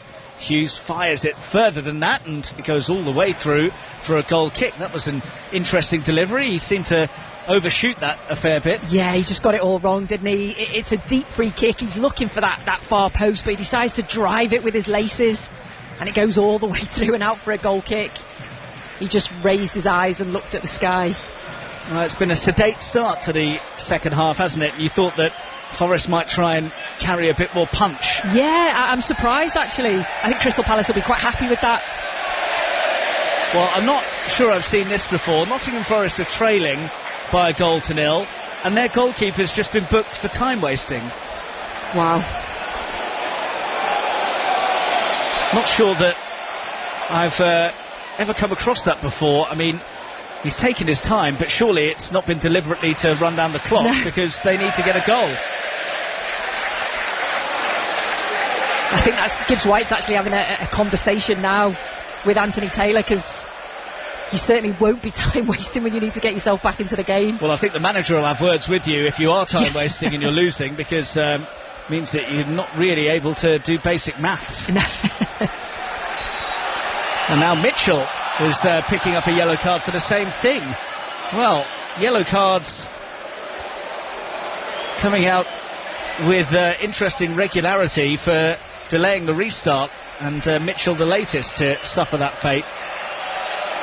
I understand, you're trying to speed the game up, but I just think from that instance both of them were just looking for an option, so they were just waiting and biding their time. If Forest do get themselves in front at some point, Matt Sells is going to have to watch himself if he does try to run down the clock, because he'll run the risk of a red card.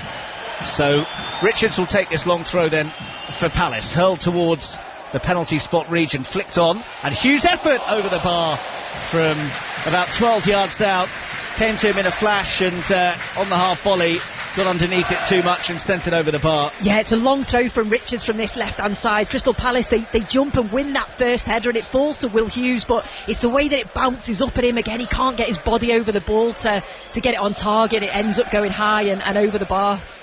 Wood round the corner looking for Hudson-Odoi. Mitchell was wise to it and has done well there against Hudson-Odoi. He was expecting him to go back to his keeper, but Mitchell showed a feint to get clear of him and get the ball upfield as well.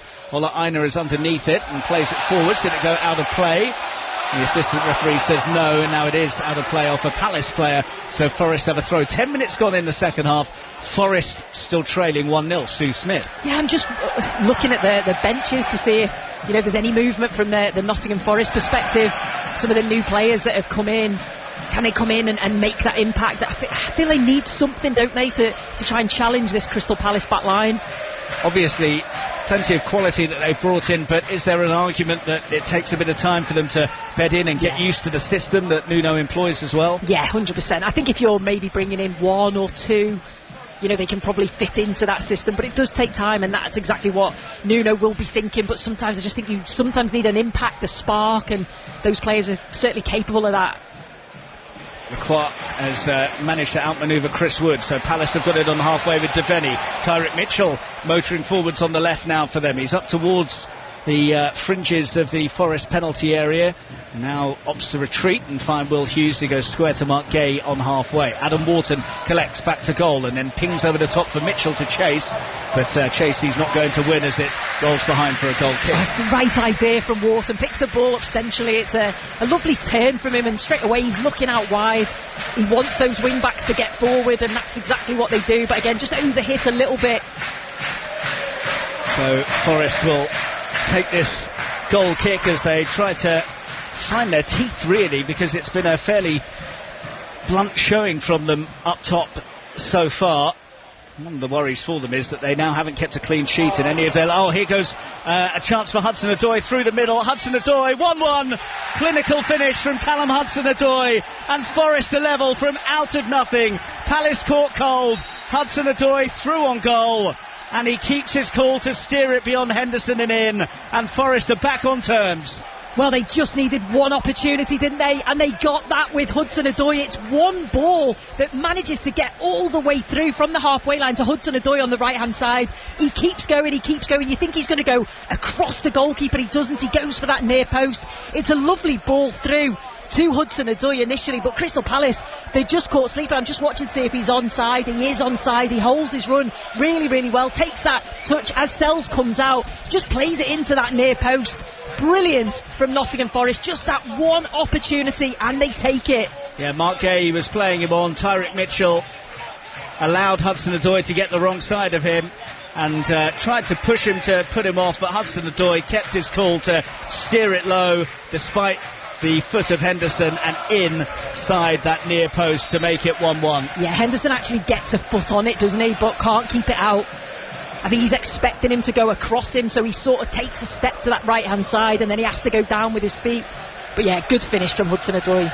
Just as I was saying that Forest had looked a bit blunt up front, they come up with something out of nothing, but they haven't really been too at it in terms of creativity, but they were clinical there, and it's one each. Palace looking to re-establish their lead, though. Here goes Tyrick Mitchell on the left, shrugs off Hudson-Odoi, clips in a good-looking cross, and the header from Devaney is tame, and behind it is Matt Sells to make the gather.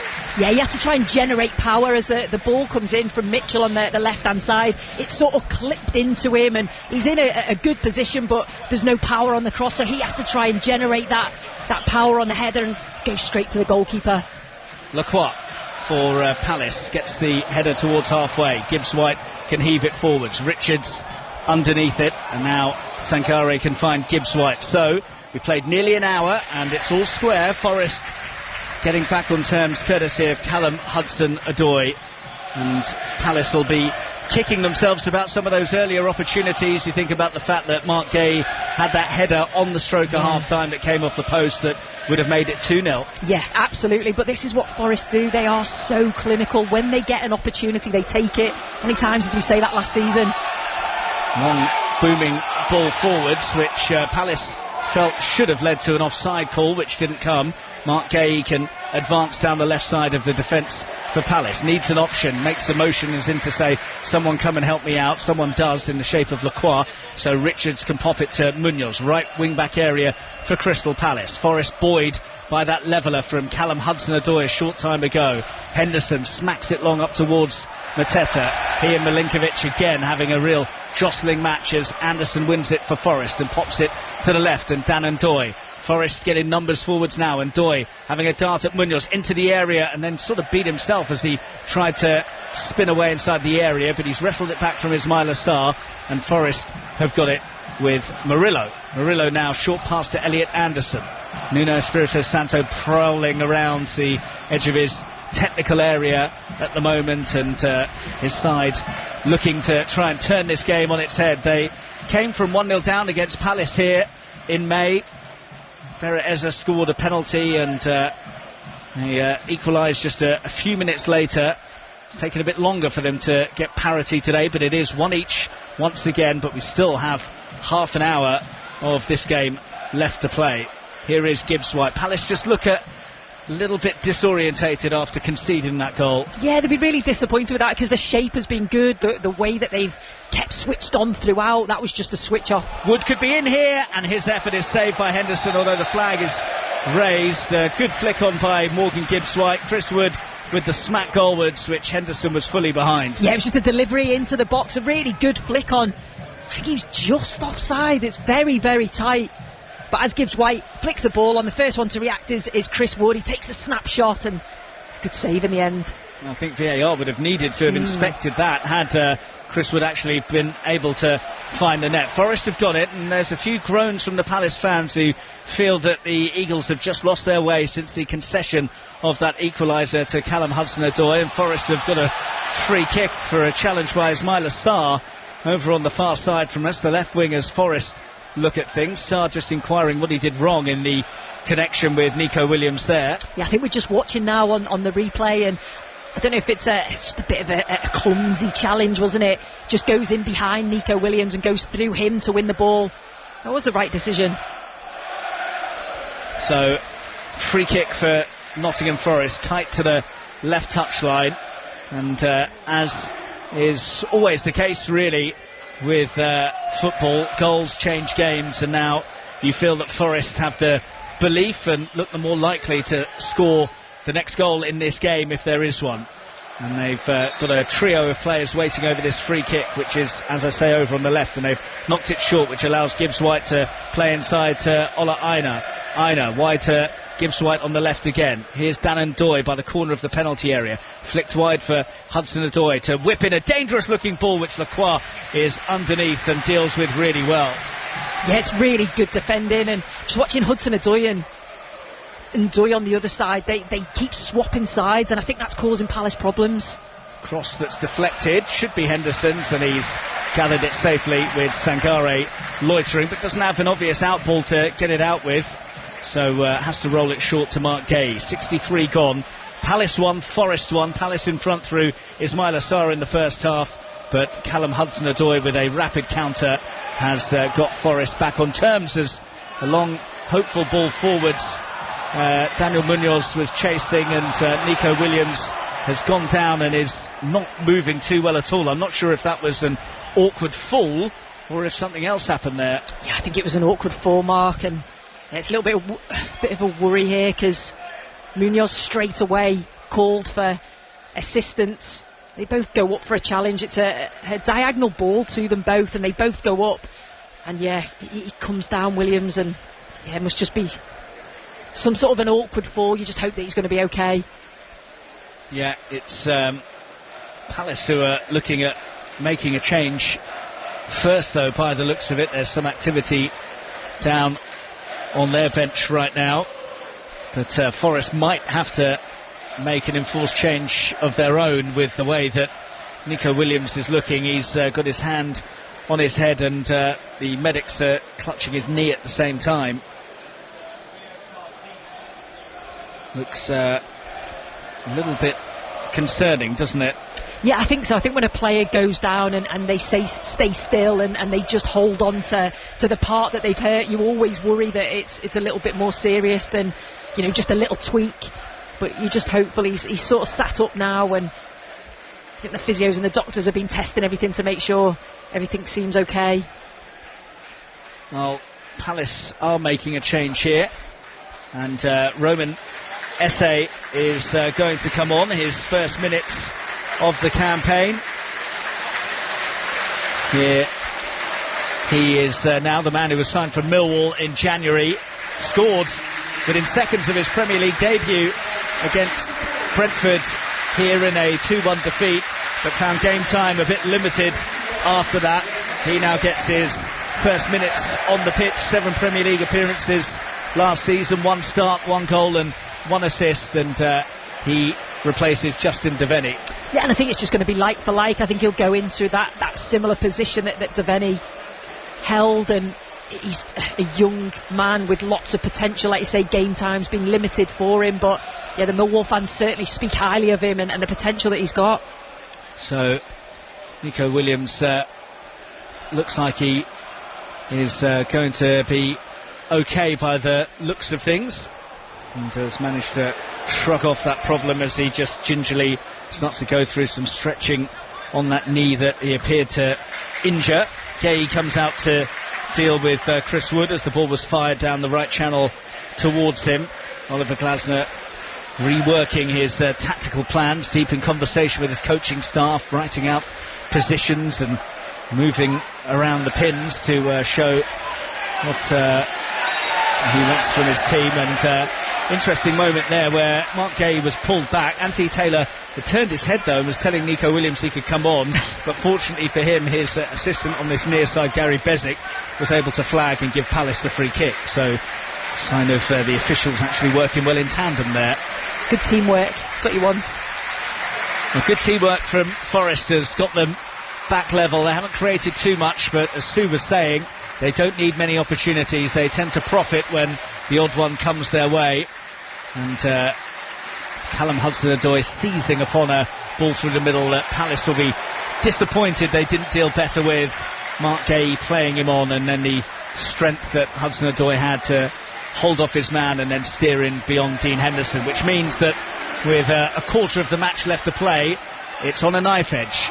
Hughes has played a overhit pass looking for Roman Esse, and Esse has put the pressure on to win a throw for Palace in the left wing region. Yeah, that's exactly what you need to do. Come on as a sub and try and make an impact, whether that's on or off the ball. And there he just manages to win his team a throw in through pressing and making it difficult for Forest to get out. Well, Einer's just picked up a yellow card, by the way, for delaying the restart as Palace look to take the throw quickly. So that's 3 of the 4 yellow cards today have been down to infringements when it comes to the restarts. The other for a robust challenge by Maxence Lacroix when Morgan Gibbs-White was in full flight in the first half, as Hudson-Odoi just uses a bit of a bottle of water to cool himself down, splashes it on his face, and now retreats in towards the penalty area to get ready to defend this throw that Chris Richards is going to take for Crystal Palace. Good distance on that. The flick actually came off a Forest head, which could have caused problems.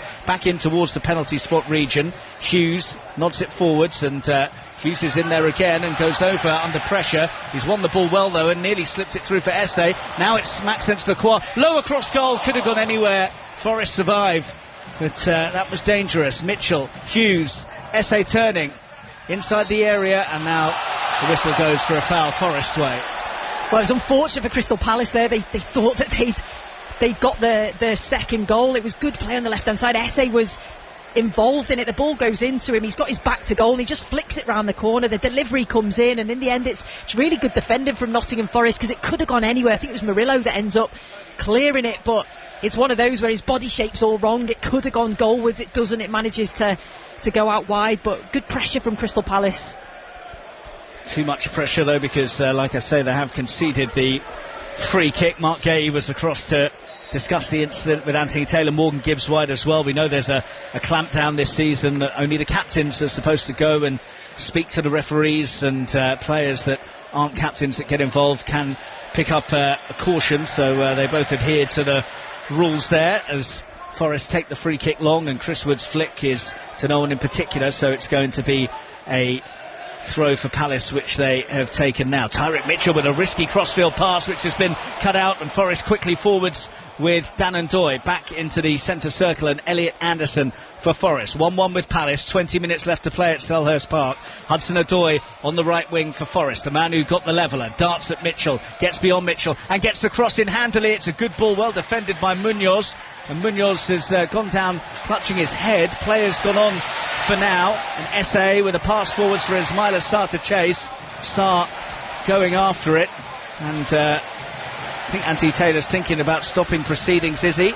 No, Daniel Munoz is back up, so Palace are back to their full complement. Dan and Doy having a run at the Colombian though, beating him, and then Munoz has done really well to deflect it off, and Doy and behind for a goal kick. So it's certainly worked though. Nottingham Forest swapping those wide players. Hudson-Odoi now staying on this right hand side, and Doy on the other side, on that left hand side. They're looking to beat the man on the outside and get deliveries into the box, whereas previously they were looking to cut in and have a shot. So it's just a different sort of defensive situation for Crystal Palace now to think about. So it's going to be a debut for James McAtee, the man signed for £30 million from Manchester City, and he has scored in both of his previous appearances against Crystal Palace. Off will go Dan and Doy, another of the summer arrivals, and we're also going to see a first appearance for Forest for Arnaud Kalimuendo, the £25 million signing from Rennes, third highest scorer in Ligue 1 last season. So they're bringing on some good attacking talent late on here, Forest. They really are, and that's what we said, that Nottingham Forest have those options now and that strength in depth. Be interesting to see if anything changes from a tactical or shape perspective. McAtee's just gone into that midfield area, and Kalimuendo's gone on that left-hand side. So Palace making one change, Forest two, but the difference in the calibre of players is marked, isn't it, really, as Mitchell chases a long one over the top. Milenkovic is there to heave out for a throw, and it's still Palace 1, Forest 1.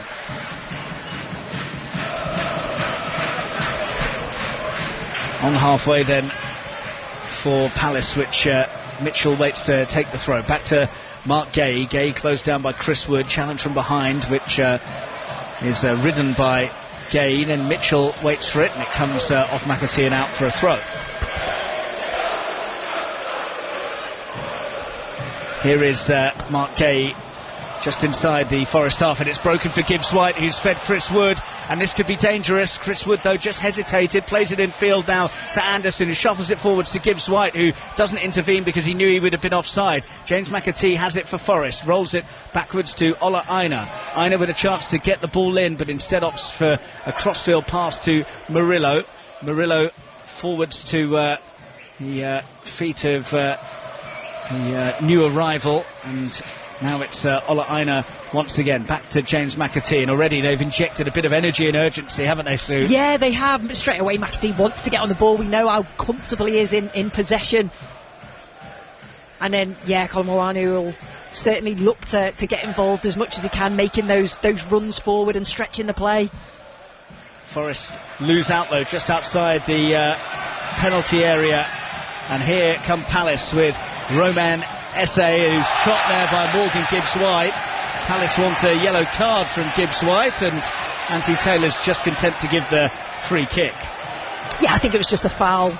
Don't think it was worthy of a yellow card. Esse's running down the line, he just cuts back inside and Gibbs-White goes to win the ball, and it's a clash of legs. It's certainly a foul, but I don't think anything more.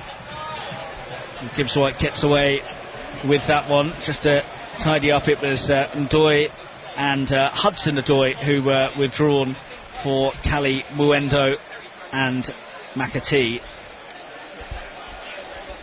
So, interesting stage of the game now, with a quarter of an hour left to play. How much will either side gamble and try and get the winning goal? It is interesting, isn't it? You look at both sides, they're certainly capable of going on to go on and win that. The quality that they've got in the side, the moments of magic that they've got within each of them. But yeah, it's how much will they commit those men forward? Will they take risks?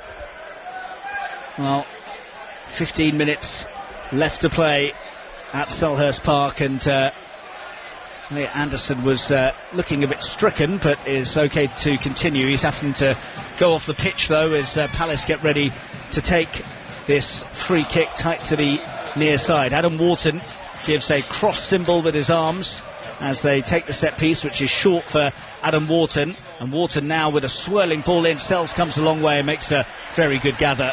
Yeah, it's too easy for the goalkeeper, that, and I think the cross signal means a little touch to Wharton. He's going to drive with the ball, but it was a looped in ball, easy for Sells to come out and collect. And it's just got a bit bitty at the moment now, the game, and players going down and causing stoppages, and Palace now with an issue for Chris Richards after he went down. Yeah, I don't think the stoppages are sort of helping with the flow of the game. But I think it was just a collision maybe with Murillo, I think, on that, where the delivery came in. He seems okay, just touching his wrist a little bit and maybe landed funny. Well, 1-1 then, just as it was here in the Premier League last season, and just as in that game, Palace going in front before being pegged back by Nottingham Forest, although Palace coming forwards now. Roman Esse with the pass for Ismail Assar, who loses out, but Wharton's able to recycle. Daniel Munoz down the line for Ismail Assar. Can he get the cross in from the byline? He can't, because it's deflected by the boot of Murillo, and Forest clear their lines. Yeah, it's quite interesting now, Crystal Palace, since Nottingham Forest have made those changes, and there seem to be a little bit of an up in intensity and tempo the way that Forest played. Crystal Palace are now pushing to go and get that second goal. Keeps changing the momentum, keeps shifting from one side to the other. Mitchell with the throw then for Palace to Roman Esse, who's struggled to make an impact since he came on, but he has kept possession well under pressure and fed Chris Richards, who can bring it forwards and find Munoz in the right wing area. Thinks about the cross and now tries to play a quick 1-2 with Ismail Assar. Sark kept it instead though, and fires in a great cross, which Ola Aina's underneath to clear for Forest towards the edge of the area. Picked up by Mark Gay now for Crystal Palace. 1-1. And just under 15 minutes of the 90 left to play at Selhurst Park. Here is Roman Esse, who can't pull off a trick and flick to beat his man, so Ola Aina is able to get a goal kick out of Will Hughes. Yeah, he's just trying to play it off the man to win his team a corner, but he couldn't quite do that. It goes out for a goal kick, but at the moment it is Crystal Palace pushing for that second one. And the Palace fans find their voice again as well. They had been a little bit quiet after seeing their side concede that equaliser. Their next game is in Norway. They play Fredrikstad in the second leg of their Europa Conference League playoff. They'll be hoping that they're in the draw for the league phase of that, which takes place on Friday. Likewise for the Europa League, which of course Nottingham Forest are in as a result of taking Palace's place, as McAtee loses out to a good challenge from Will Hughes. Well, it looked like a good challenge from Will Hughes, but he caught James McAtee in the eyes of Anthony Taylor, so Forest get themselves a free kick. Yeah, again, Anthony Taylor's in a really good position. McAtee's just trying to do a little Maradona turn. He does win the ball. I think what Anthony Taylor's saying is that his foot's slightly raised, so he goes over the top of the ball a little bit, but Yes. I think it's just I thought it was quite a good, strong challenge. I think Will Hughes thinks the same. Well, it's a free kick for Forest with 12 minutes left to play. Murillo is stood over it, about 10 yards inside the Palace half. Everyone is basically lining up by the edge of the Palace penalty area. And Murillo has fired it all the way across towards Milenkovic, who got his head to it. Picked up by Nico Williams inside the box. Jinking and weaving and trying to find the angle to get the cross in. Goes back to McAtee. He will swing it to the far stick, but it goes all the way behind for a goal kick. Yeah, that was lacking quality from McAtee again. He's a player that you feel would just come and fit into this Nottingham Forest side. Very good in possession, finds himself on the left-hand side and goes to deliver it to the far post, but completely overhits it. Richards has possession for Palace, finding Daniel Munoz. Forest squeezing immediately on Palace, though, and Richards' clearance is charged down as a result, so it will be a throw to the Eagles in their right-back area. Daniel Munoz will take it. Just over 10 minutes left to play. Roman Esse's won the ball really well from McAtee, and then a couple of tricks has put him out of trouble really well. The crowd like that. The ball forwards, though, from Munoz was a bit careless, and Nottingham Forest have turned it over. Wharton tries to win it back, but has popped it out of play for a throw. Forest take it quickly. McAtee, casual pass, cut out by Richards, and then it was sloppy from Daniel Munoz as well. Nottingham Forest in possession with Anderson, who goes all the way back to Murillo. 10 minutes then left at Selhurst Park. Forest 1-1 with Palace. Game that you still feel has the potential for a match winner, although it's one that hasn't really caught light at any stage. No, it's really in the balance, and it seems to be one side a push in and then it changes the other side. I couldn't call it.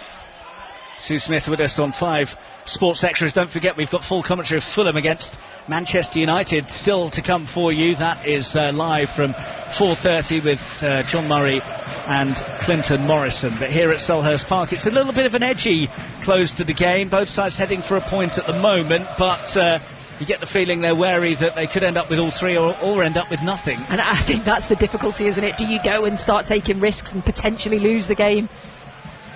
Richards has opted for safety first as the ball was banged down the left channel, stretching to just knock it out of play, which will allow Forest the chance to make another substitution.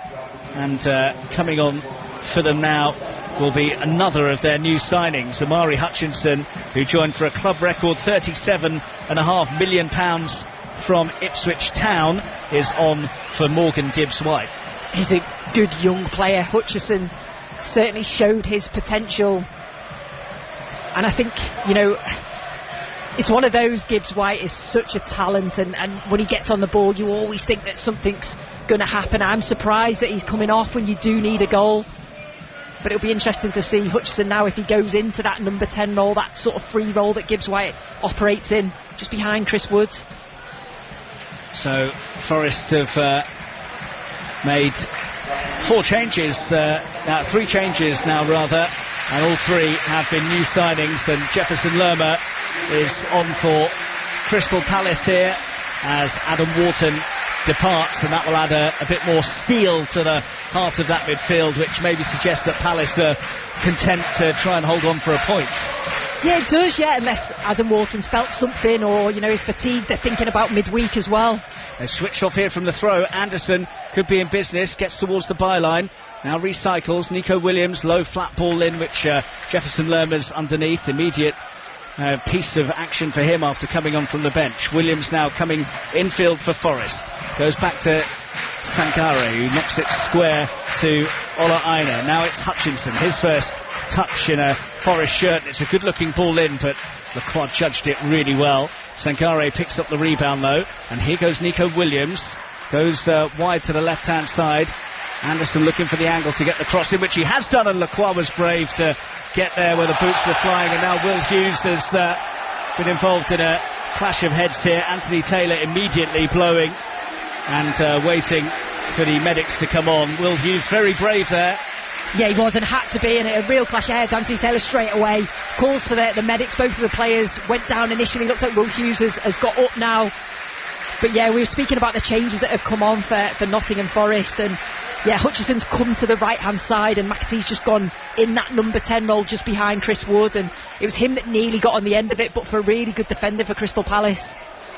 So Palace sending their medical team on here to have a look at Will Hughes. The Forest treatment team were already out there to tend to their stricken man, and that gives both coaches the chance for these impromptu sort of timeouts, doesn't it, where they're able to just have a tactical chatter about things. And Oliver Glasner was utilising that moment, and the Forest players now come across to the near side as well. Yeah, and it is the chance for the players to have a drink. It's quite a warm day here, and also get some tactical insight from both managers. We know that both managers are so meticulous in their planning, and they'll use every opportunity to try and get some messages on. Do wonder how much this would have taken out the legs of Crystal Palace, considering that they do have a trip to Norway coming up, and then not an easy game for them away at Aston Villa to follow on Sunday evening. That game was originally scheduled for Friday, but with Palace needing to play in a Conference League playoff, they had to switch that. So a bit of an unforgiving first few weeks of the campaign for them. It is, and I think that's where they need that depth, and I think that's where Glasner's saying, I need some more bodies in to be able to change and rotate throughout a game. And if players are fatiguing, it's that chance to take them off and bring someone on with the same quality, which Nottingham Forest have. Yeah, Forest bringing on three of their new boys, Kalimuendo, McAtee and Hutchinson, all on for the closing stages. Just over 5 minutes left to play here at Selhurst Park, and it's Palace 1, Forest 1. Palace in front through Sarr, Forest level through Hudson-Odoi. Mitchell cutting in field, his ball towards Mateta over to Telegraph, and Milenkovic is there, and Forest should be able to run this clear with Anderson, although his pass wasn't great, and put Samari Hutchinson under a wee bit of pressure here, and he's angled a big crossfield hit, which Munoz is underneath for Palace. Murillo gets to Munoz's header. McAtee with a lovely instant bit of control. Chris Wood has rolled it across to Nico Williams, and Forest have got numbers coming forwards here. Williams with the carry, and now it's Kalimuendo who looks to get the cross in. Lerman's underneath it though for Palace. Mateta was a bit too casual in possession and has allowed Forest to nick it off his toes. So Hutchinson now on the right wing for Nottingham Forest, who are looking for a late winner here at Selhurst Park. But Mitchell has won it back off Hutchinson well and then banked it forwards, and Milenkovic was a little bit hesitant initially as he went to collect the ball with Mateta loitering, but they've dealt with it and got it with Murillo. I think that's exactly what Hutchinson wants, those 1v1s with Mitchell, but Mitchell come out on top there. He's a player that likes to be positive and drive at his defender. Well, Palace starting life without Ivera Eza. They didn't have him in their squad for the game against Fredrikstad, but that was when the move was still in the offing to Arsenal. Now it's confirmed and he is no longer a Palace player. They have been in a real battle with Nottingham Forest today, and I think actually ahead of kick-off a point wouldn't be seen as a bad result given the quality that Forest have and the fact that Palace have lost, Eze. No, and I think talking to a lot of people around the ground before coming in, that was something that they were saying, that they would take a point. Obviously you're at home, you want all three, but I think because of the quality and the calibre of player that Nottingham Forest have got to be able to bring off the bench, because of their busy schedule that Crystal Palace have got, because of the Eze factor. So Forest about to make their final two changes. Yates is one of those that is being readied for action as Palace take the free kick and find Tyrick Mitchell on the left wing. Palace do just look a little bit leggy now though, don't they? Whereas, like you said, Sue, Forest have been able to inject some energy and real quality. Yeah. Mitchell trying to just squeeze a bit more out of himself late on. SA has lost possession over this back to goal, about 10 yards outside the Forest area. Then there's a bit of hesitation in centre field. Will Hughes has won the ball, but not fairly, and took one for the team there because Forest had a chance to maybe break at pace, and Will Hughes just decided to commit the foul and break things up. Yeah, he used all of his experience there. He knew exactly what was happening. Nottingham Forest were on the break there. He had to come in, he had to make a challenge. He's saying to the players around him, you've got to talk, you've got to communicate. But yeah, like you say, took one for the team. Forest waiting to make these alterations. Igor Jesus is going to be one of those to come on. Only his second appearance for the club. Won the league and Copa Libertadores with Botafogo last season and scored a couple at the FIFA Club World Cup this summer as well, didn't he? Ibrahima Sankare will be replaced by Yates, and Chris Wood is the man going off for Igor Jesus. Yeah, again, they're making changes and quality players that are coming on. Yates, we know the quality that he has. again, that real leader in the park, and he'll certainly see things through for Nottingham Forest. Palace also making a switch, and Odsonne Edouard is on for Jean-Philippe Mateta. Maybe just a case of him tiring a bit there, Mateta, because you think that he is Palace's biggest goal threat. Yeah, he is, and it's been a real challenge up against Milenkovic and Murillo. I'm sure that Milenkovic will probably be relieved to see the back of Jean-Philippe Mateta. Here is Yates for Forest, who are looking the more likely to get a winning goal, although there is only 90 seconds left to play, and it's still 1 each here at Selhurst Park. Ball down that channel, which Munoz is asking for a foul for, and he was being tugged back as he made the interception, so it won't be a corner. Instead, it's a free kick for Palace just outside their own area. He's got such an engine, has he, Munoz? He gets forward at every opportunity, but he's always back defending and helping his team out, and he does that there. He gets back, gets his body in the way. McAtee pulls him back and wins his team a foul. We can see that Edu is in the stands here at Selhurst Park. There was speculation that perhaps there's been a little bit of friction between Nuno and Edu, which led to those comments from the Forest boss in his pre-game press conference. But before the game, he said he still wants to be the Forest manager, and he certainly celebrated with real gusto when Callum Hudson-Odoi got the leveller for Forest. But maybe one to keep an eye on in the coming weeks. Yeah, I think it is. You know, and I think the Forest fans desperately want this situation sorted out. They'll be desperate for a victory here at Selhurst Park as well, because Palace just look a little bit timid, and perhaps like they are happy to settle for this point, which might give Forest encouragement to go for the jugular and try and snatch the win, because we are almost into stoppage time now, and they've worked that well, Forest. Ola Aina with a ball up the line, looking for the run of McAtee, and Gaze underneath it and heads it straight out for a throw, which takes us into stoppage time, of which there will be a minimum of 5 minutes, so still a chunky amount of time left in this game. Yeah, and you just feel like Forest are certainly on top in these last few moments. They are the team that are going to try and get that winner. Got fresh legs on, more energy, but can they break down this very good structured Crystal Palace side? That's the question. Palace hadn't been too worried by Forest until that equaliser, had they? No, not at all. Forest didn't test them enough, I didn't think. Munoz with a testing one as the ball is heaved forwards. He's underneath it, but it's come for Igor Jesus, who can recycle to Yates. Yates has Nico Williams asking for it on the left wing. Daniel Munoz trying to block off the Fulham full back, but he's managed to win possession again. And Yates has gone backwards to square to Murillo. Square pass from him to Elliot Anderson. Palace sitting mightily deep at the moment. A minute of the 5 added on has elapsed. Amari Hutchinson aiming for the angle to get the cross in. Goes back to Ola Aina, who will be able to deliver a good cross in. Richards underneath it though for Palace. Yates challenging with Ismail Assar by the edge of the area. And Palace have won it back. Odsonne Edouard has done really well, and then was caught and is going to get a free kick, and it's going to be a yellow for Murillo, who, a bit like Will Hughes a short time ago, decided to take one for the team. Yeah, it's exactly the same. They knew that Crystal Palace were breaking, got caught initially. Nottingham Forest, and yeah, you could see Crystal Palace were on the break, and Murillo comes sliding in, completely misses the ball, takes out the player, and right decision.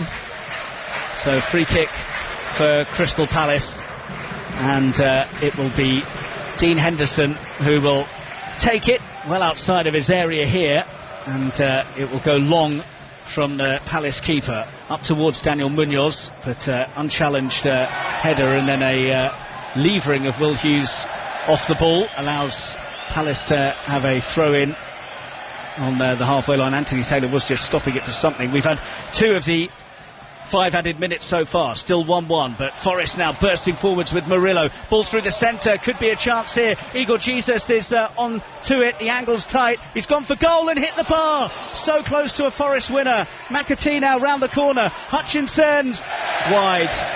Well, what a let-off for Crystal Palace. Igor Jesus, the substitute, thunders one against the crossbar in the 3rd minute of added time. Oh, do you know what an opportunity this is for Nottingham Forest? It's a brilliant ball through. I think it's Murillo that plays the ball through. It's a great run from Igor Jesus as well. The way that he finds himself free, but then he's 1v1 with the goalkeeper. He looks up, he sees where the keeper is, and he just tries to dink it into that far post. It's so unfortunate. It's a really good chance. Great move for Nottingham Forest. Really unlucky not to win this game here. Well, Henderson will take the resulting goal kick for Palace, who are mightily relieved to see that go against the post and out rather than off the post and in. And while Palace will be thinking about Mark Gay's header at the end of the first half as they go through here now. Is that a penalty? Right at the end of the game. The flag is up for offside. So that's why the whistle has gone. Well, Anthony Taylor,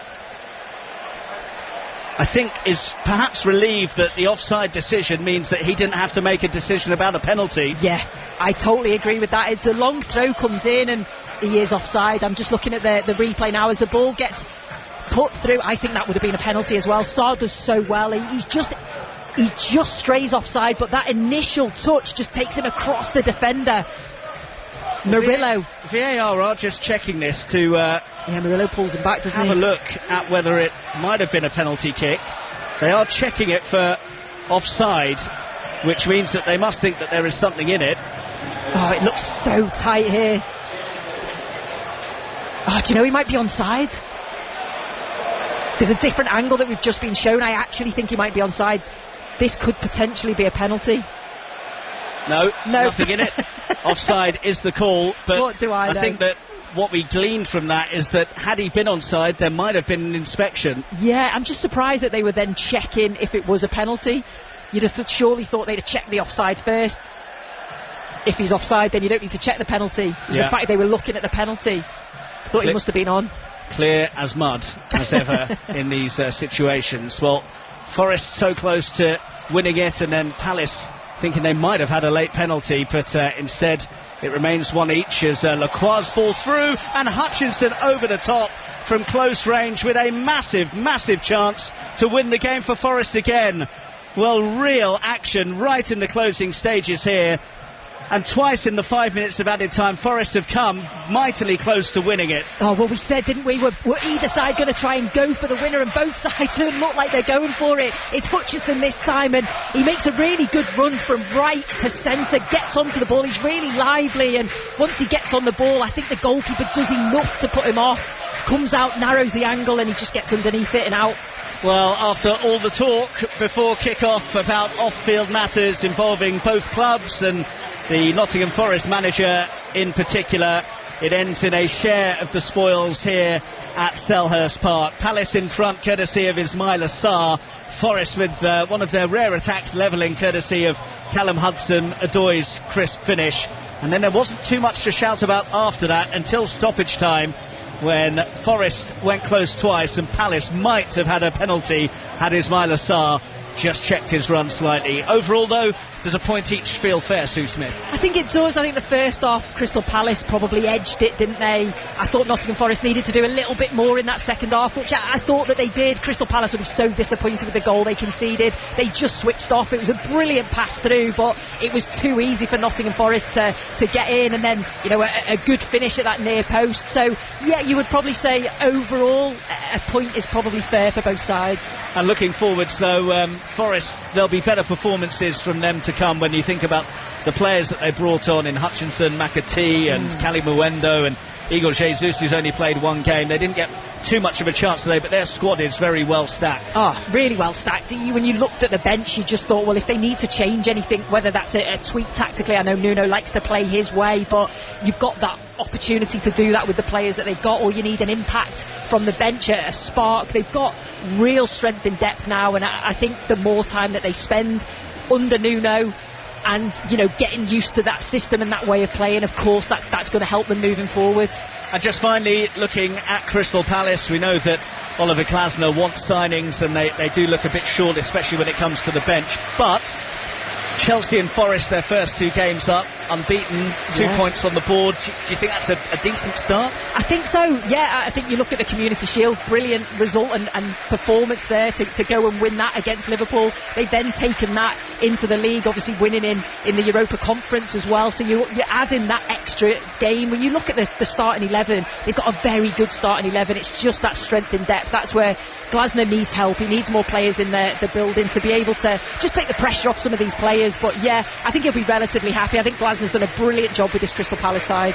Brilliant, Sue. You've done a brilliant job today. Lovely to have you alongside me. We'll be hearing a lot more from Sue across the course of the season on BBC Sounds. But that's it from here at Selhurst Park. Don't forget that there's full commentary on 5 Live of Fulham against Manchester United, which kicks off at 4:30. But from myself and Sue here at Selhurst Park, it's goodbye.